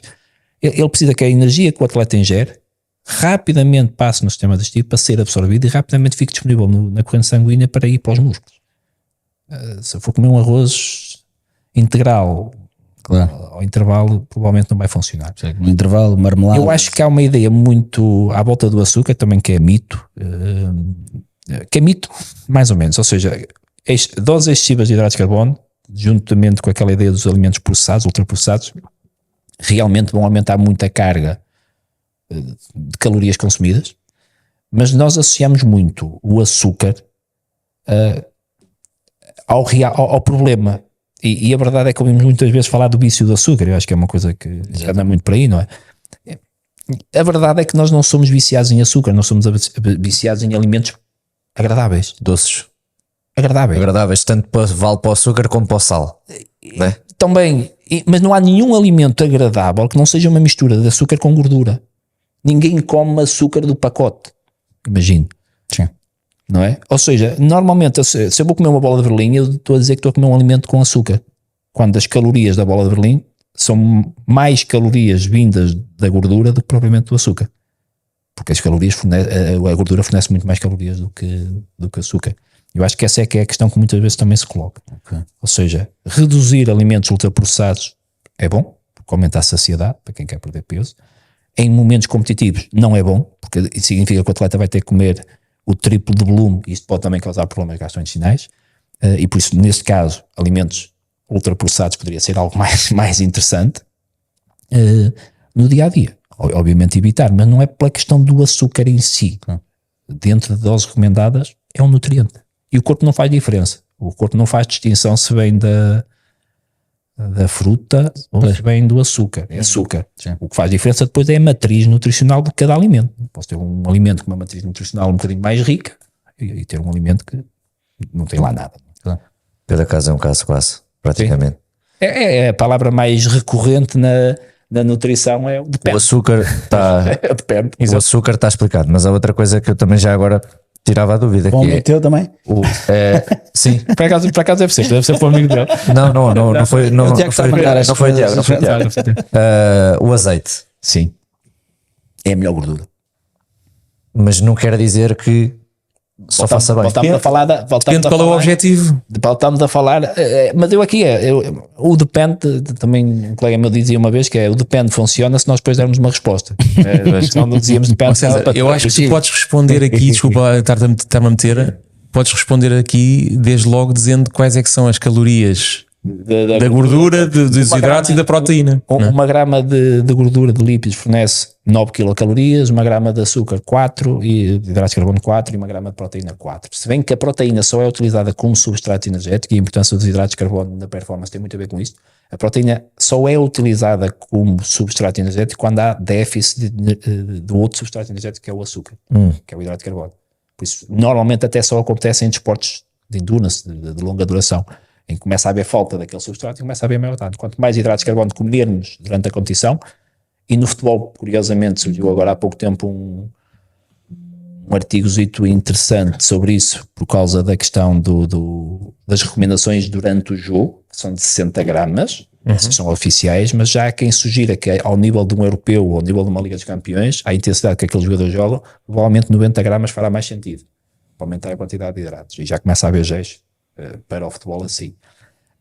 Não, e já tens, desculpa, já tens bebida que já tem essas quantidades. As quantidades todas, e eles estão a tentar implementar isso, sobretudo a este nível mais elevado. O azeite é uma gordura saudável, é um alimento que te fornece a gordura e gordura polissaturada, insaturada. Qual é a questão? É aquele princípio que eu te falei há um bocado da alimentação, que é a adequação. Se calhar para ti faz todo o sentido pegares no azeite e em vez de colocares 10 gramas, uma colher de sopa, colocares ali 2 ou 3 para aumentar peso, precisas de mais calorias. Se calhar para mim acho que isto serve, nós temos muitos jovens a ouvir-nos, isto serve também para uma conclusão básica, mas que às vezes é importante ser reforçada, que é o caso de procurarmos alguém que nos olhe para nós e diga o que é adequado para nós, em vez de irmos ao Dr. Google sacar um plano que apareceu lá e seguimos aquele plano. Ainda bem que foi o Guilherme, porque senão parecia que eu estava a tentar vender serviços. Não, mas é verdade, para jovens, porque há uma coisa que nós temos de dizer que eu acho que a parte da suplementação está no pico neste momento, está muito forte, principalmente nos miúdos que estão a começar a jogar. Eu vejo isso, ao pé no Estoril, onde jogam aqueles miúdos ali no Val de Santa Rita, aqueles miúdos todos do Estoril que jogam lá, já andam todos com um shakerzinho na mão. Ou seja, já não está a gostar da conversa agora. Não. Estou obrigado. Eu sou o primeiro a dizer estes miúdos já serão acompanhados, certo? Ou não. Se calhar é o Google. Acredito. O Ronaldo vem. Se calhar é o Google. Lá Os está. suplementos é venda livre. Exato. Claro. Os suplementos é venda livre. Qual é um dos maiores mitos que existe? Não é dos maiores, mas é um dos mitos que eu apanho muitas vezes na consulta. Ainda esta semana apanhei, em consulta privada, sobre a creatina. É que a creatina faz as pessoas carecas. E tinha um pai a dizer que, estavam a falar, um miúdo, não é miúdo, já tem 18 anos e meio, está a precisar de ganhar massa muscular, vai começar um programa numa empresa de performance destes off-season para ganhar massa muscular, e ele disse, um suplemento de interesse é a creatina, e pá, ele já tem umas entraditas e tal, e por isso é que não... Sendo que a creatina tem benefícios, aquilo é... Não, isto tem muitos benefícios. Isto é um suplemento que está estudado é esse. E até nisso. E para todas as faixas etárias, não é? Sim, para todas as faixas etárias. Nasce do nada. E que não tem a ver só com performance física, já está provado. Um estudo que não avaliou queda de cabelo, que não avaliou sequer o fator para a queda, não avaliou nada, não é? E nasce esse mito e ainda apanhamos isto. Ou seja, os miúdos procuram muito e a venda livre, ou seja, eles vão a hoje em dia, qualquer supermercado e compram suplementos. Claro. Isto é perigoso ou achas que é bastante perigoso por aquilo que... Pelas quantidades, não sabem o que é que estão a fazer. Não sabem a quantidade, não sabem se precisam daquilo. Aquilo que o Pedro falou há um bocado, que esse também é um dos mitos, e acabamos por não responder à pergunta aprofundada do comer antes, durante e após, que é... há uma ideia muito enraizada, e mais uma vez, isto é também dos pais. Ontem tinha um pai a perguntar-me na festa da minha filha, por causa do filho dele, que ele não come carne e tal, e eu disse, mas ele come bem o resto. Não, ele come bem arroz, massa e tal, mas ele carne, eu queria que ele comesse mais carne para ter mais energia. Não, ele não tem energia com a carne. Estava a falar de um miúdo de 7, 8 anos também, não, ou seja, não... e há aquela ideia de que a carne é que puxa carroças. E isto hoje em dia sabemos que não. Aquela ideia do padrão alimentar vegetariano, uma das vantagens que conseguimos antecipar com o padrão alimentar vegetariano é que comem muito mais hidratos. Claro. Não é? Podem ter deficiências de alguma coisa, e isso, por exemplo, a suplementação pode ser interessante, não é? Sim. Por exemplo, e o padrão alimentar vegetariano pode conduzir ali alguma, na questão da creatina, vão ter níveis mais baixos, e a evidência também não mostra que possam ter uma performance melhor ou uma melhoria maior do que um omnívoro, mas poderá fazer até mais sentido no vegetariano estar atento a essas situações. Mas se calhar não é o padrão alimentar vegetariano, é o facto de eles comerem mais hidratos. E comiam um pouco antes. E há muito essa ideia da proteína. A proteína que é o nutriente do atleta, que não é. Já sabemos que não é. É os hidratos de carbono. Os hidratos de carbono é que dão intensidade. É ver a história dos brócolos. Dos brócolos. Bom, sim, pronto. E corrijo-me se estiver errado. Estavas a dizer que eu não estava a gostar da conversa. Eu sou o primeiro a dizer que, do pouco conhecimento que tenho, que a suplementação deve ser utilizada quando necessária, claro, não é? E portanto, o caso, por exemplo, dos batidos, que é a coisa que estavas a falar, que já vem com o shaker e não sei o quê, a vantagem de tu tomares um batido é que, à partida, tu sabes exatamente a quantidade de proteína que estás a tomar, que se deve corresponder a uma quantidade diária que alguém te recomendou, não é? O teu nutricionista deve-te dizer, pá, tu deves tomar X de proteína por dia. Sim. E a vantagem do batido é que tu sabes que aquilo é prático, levas para qualquer lado e tomas em qualquer momento, e sabes que, por exemplo, são 30 gramas de proteína, não é?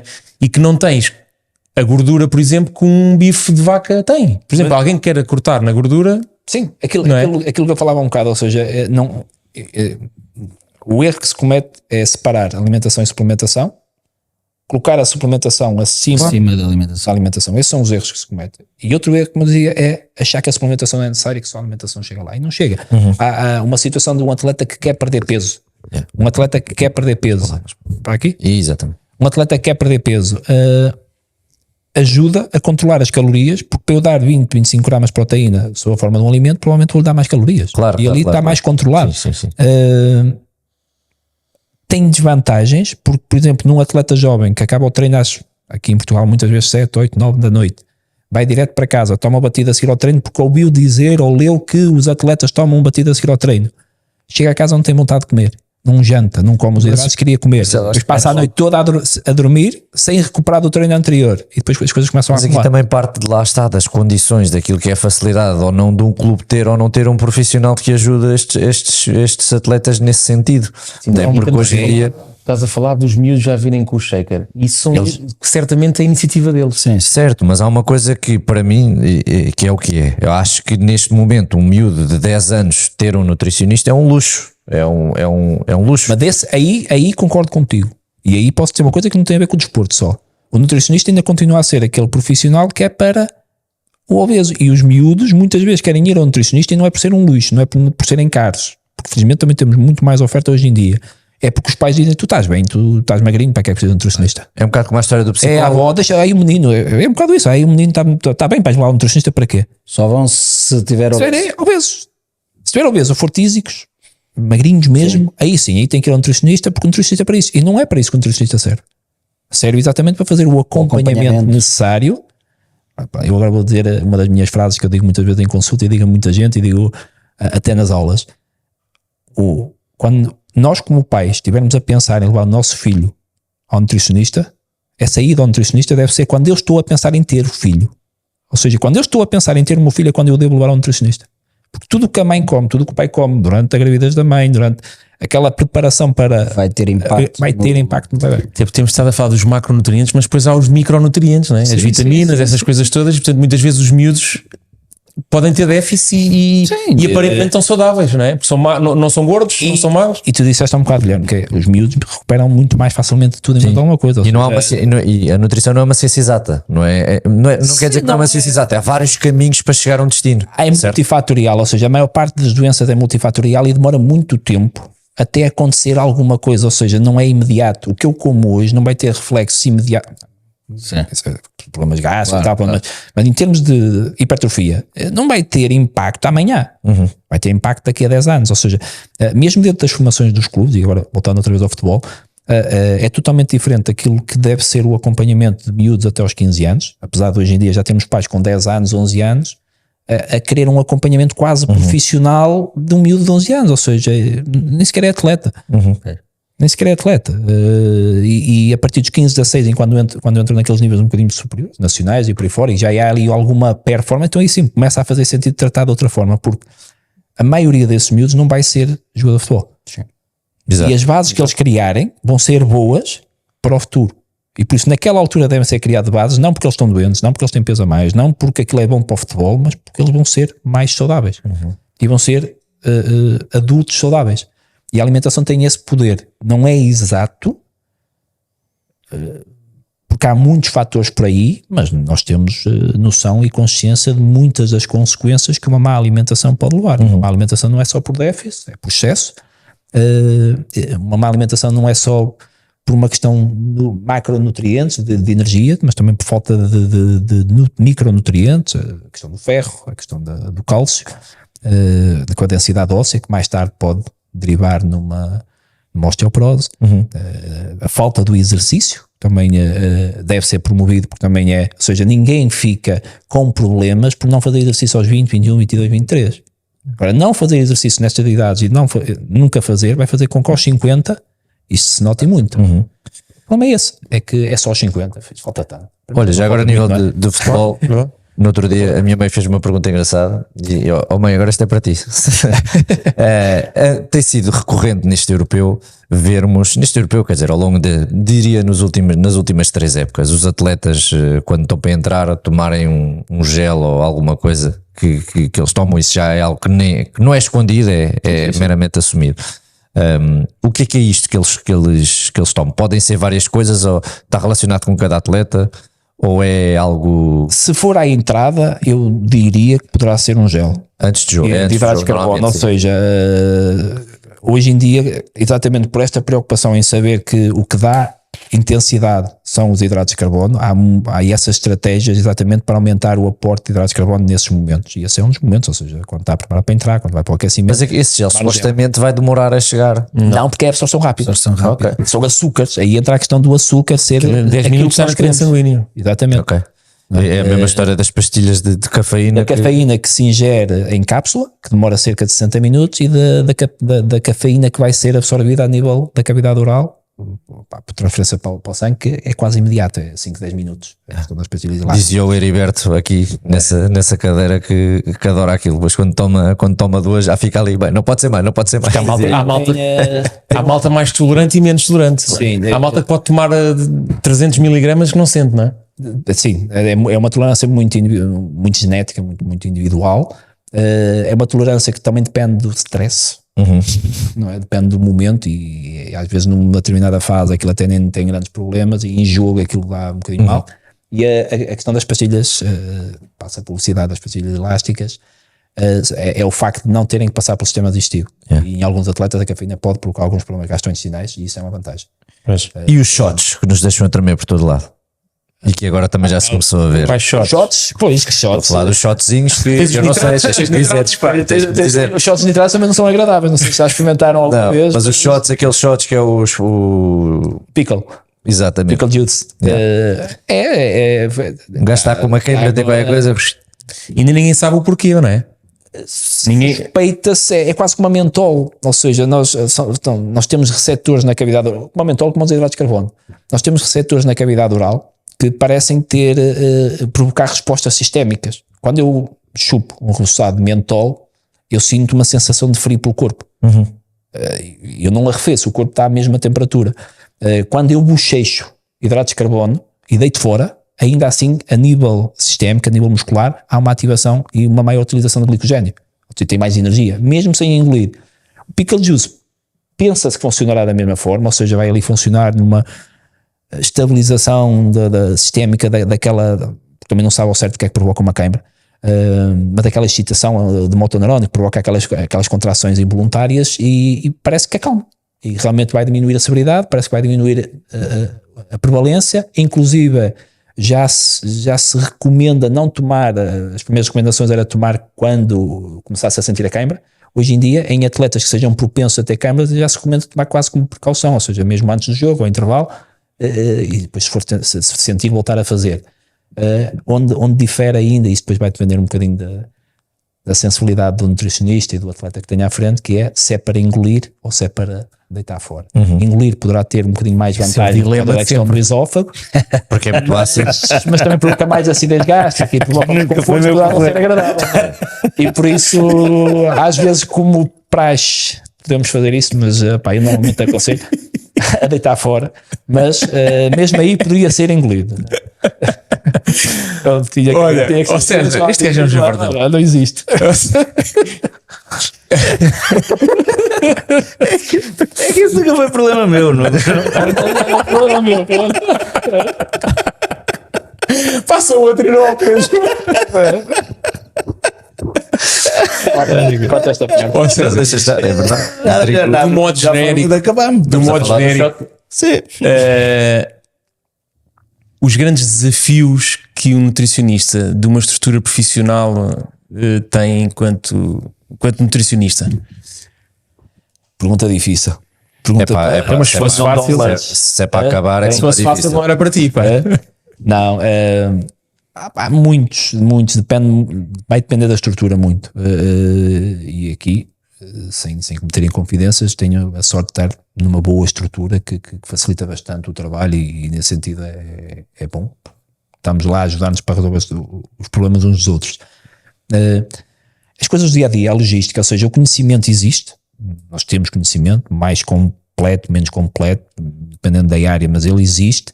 É depois a dificuldade de, em termos práticos, aplicar essas recomendações, ou seja, coisas do dia a dia, mas muitas vezes até coisas de jogo, a questão dos horários, a questão do que é que existe disponível. Já fui jogar a sítios que não tinha restaurantes, mas não tinha restaurantes mesmo, ou seja, a equipa foi jogar a sítios que não tinha restaurantes e é um bocado essa coisa, essa logística desses dias.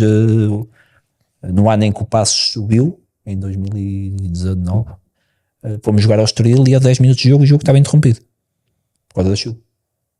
E é todo aquele momento de estar a ligar para o hotel, olha, afinal vai ser para ficar, afinal preparem uma refeição porque o jogo depois foi marcado. Eu já estava a ligar para o hotel e nem antes de saber o que é que ia acontecer, mas para preparar as coisas. Poderia chegar a passar meia hora e dizer, olha, afinal o jogo não é amanhã, é só daqui a 3 semanas, então. E toda essa preparação, ligar para o pós-jogo, que estava contratado, para dizer, olha, acalma aí as coisas porque provavelmente não vai haver jogo. E são estas pequenas coisinhas no dia que, dependendo da estrutura, poderão ser mais ou menos difíceis, e é como eu digo, temos sorte de ter ali o pessoal que percebe isto e que ajuda e que faz bastante, mas é essas pequenas coisinhas. Uma das coisas que é importante é a questão da educação, porque vai aumentar o conhecimento dos jogadores, mas só o conhecimento está demonstrado que não chega para mudar o comportamento. Eu saber que devo fazer uma coisa não significa que eu a vou fazer. E a dificuldade que temos muitas vezes dentro da estrutura de criar essas condições, ou porque é difícil, e conhecem os Estados de Portugal, não é? Ou porque é difícil, ou porque não é possível mesmo, porque não há recursos humanos, não há recursos financeiros, não há, e então tenta-se fazer o melhor, joga-se com o jogo de cintura, e essas são, esta criatividade que nós somos bons em Portugal. Acho que a nível mundial, se calhar temos um bom leque de nutricionistas. Por causa desse jogo de cintura conseguimos fazer, destes ajustes que são importantes e que não são fáceis. Faz parte da cultura do português mesmo, da cultura portuguesa. Acho que é o nutricionista, é o treinador, temos uma facilidade enorme em nos adaptar às situações que vão surgindo. E estamos presentes, aí está. Por isso é que também somos procurados. Claro. Também estamos lá fora. Treinadores. Sim, a todos os níveis. Até nutricionistas. A todos os níveis. Podcasters aqui ainda não, pá. É? Os podcasters ainda não. Ainda não nos chamaram. A gente tem feito aqui. Eu estou a fazer uma hora e meia de podcast. Que vão para os Estados Unidos são 4 horas, não é? Tem que começar a. Não são pequeninos. Mas é o César veio com a família. Se a gente lhe pregasse 4 horas, estava tramado. O mais comprido que fizemos foi para aí, foram quase 3 horas. Foram 3 horas? Foram 3 horas e mesmo Fizemos assim ainda houve alguém que chegou assim: ia só 3 horas. Vocês têm que começar a caprichar. Nunca é suficiente. Quando a conversa é boa, As coisas a fluir, pronto. Mais dúvidas, meus amigos. Não, Eu tenho uma coisa. esclarecido. Tenho uma coisa para terminar que O Tiago não perguntou nada? Não. Não. O gajo sabe bem, o gajo é entendido, o gajo lê muito. Nós conseguimos elucidá-lo tudo. Não, mas ele lê muito. Depende do que ele lê. Não, o gajo sabe. Eu também de vez em quando falo um bocadinho e tal. Ui. Tu falaste do Benfica, mas não falaste do Benfica, meu. Eu não posso deixar passar isto. O quê? Pá, como é que. Estavas mortinho, meu. Não, porque lembrei-me agora. Como é que tu. Podemos falar do Como é que Sporting tu também, não? consegues. Também gostava de Como falar é do que Sporting. tu consegues. Como é que tu consegues ter um teto salarial 2,5 milhões net para um jogador e aquele jogador que é o mais decisivo, que é o jogador mais importante, gajo vai que falar foi o assim, gajo jogo que do deu Porto. a cara nas situações mais difíceis, só queres dar 1 milhão. Pá, tem que se cortar, pá. Como é que é possível? Explica-me lá. Acho que os serviços externos estão muito caros, portanto tem que se poupar nos jogadores para continuar a manter nos serviços externos. Eu a pensar que o Bruno ia dizer como é que é possível ter esses tetos salariais e depois estar a ser tratados por pessoal que recebe 2 e 3 mil euros por mês. Não, Também. isso era o que eu ia dizer Essa frase não é minha. Essa frase não é minha. Isso era o que eu ia dizer a seguir. Não, mas não. Diz-me lá o que é que tens a dizer. Não faz sentido. Quanto é que oferecias? Eram para renovar? os dois. 2 milhões. 2 milhões. Sim, eu acho que sim. Entre os 2 e os 2.200. Pá, então se o homem é titular indiscutível, internacional, está no europeu, tem que estar no topo. Claro. Nunca abaixo dos 2, se é 2,5. Isto Pá, é se o topo é o 2,5, se existem lá jogadores há não sei quanto tempo, não queres dar o mesmo. Depois vêm apelar, seja no Benfica, Sporting ou Porto, depois vêm apelar ao amor à camisola. Mas estamos a brincar, ok.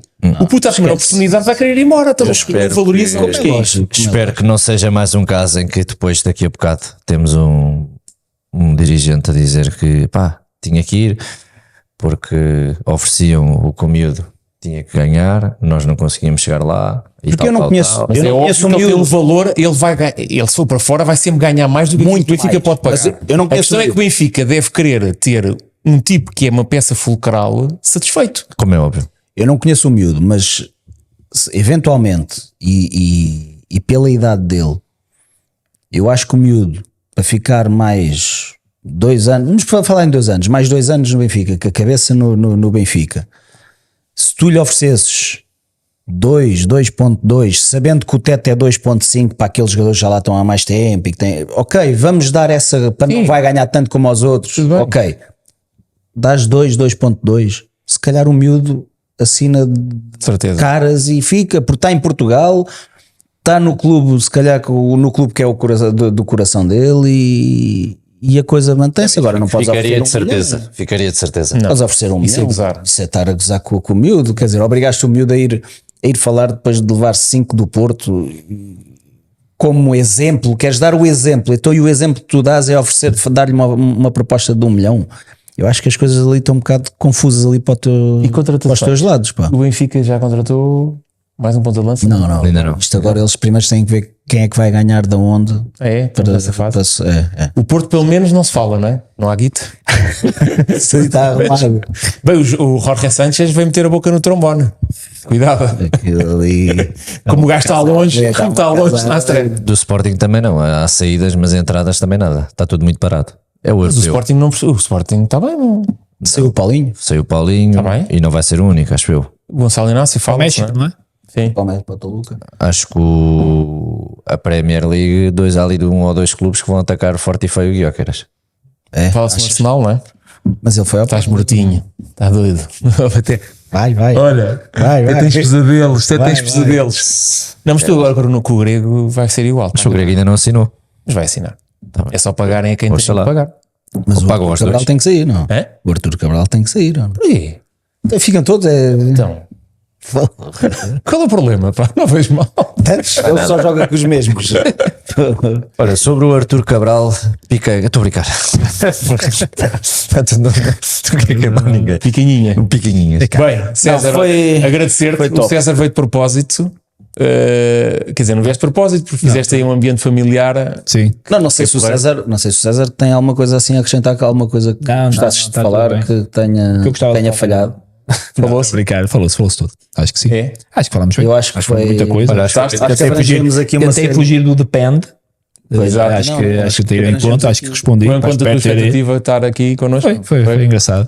Foi engraçado ver. É o tipo de conversa que eu gosto. E que mal, estamos no programa a perguntar, e gostaste? Não, porque eu sei, em direto, que é para eu para nós é bom. Que mal, meu. Olha, para nós, não, para mim, eu fico muito contente do César estar aqui, por E exemplo. apanhaste o Guilherme que não foi à cama e que nota-se que não foi à cama. Assim, e que nota-se- até Mas- tem perguntas que fez, não foram aquelas Realmente perguntas tá. assim. Não foi uma coisa. não, está muito Não bacana. acrescentou muito, mas Mas pronto. foram boas questões. Já. Foram Isto é um tema sempre interessante.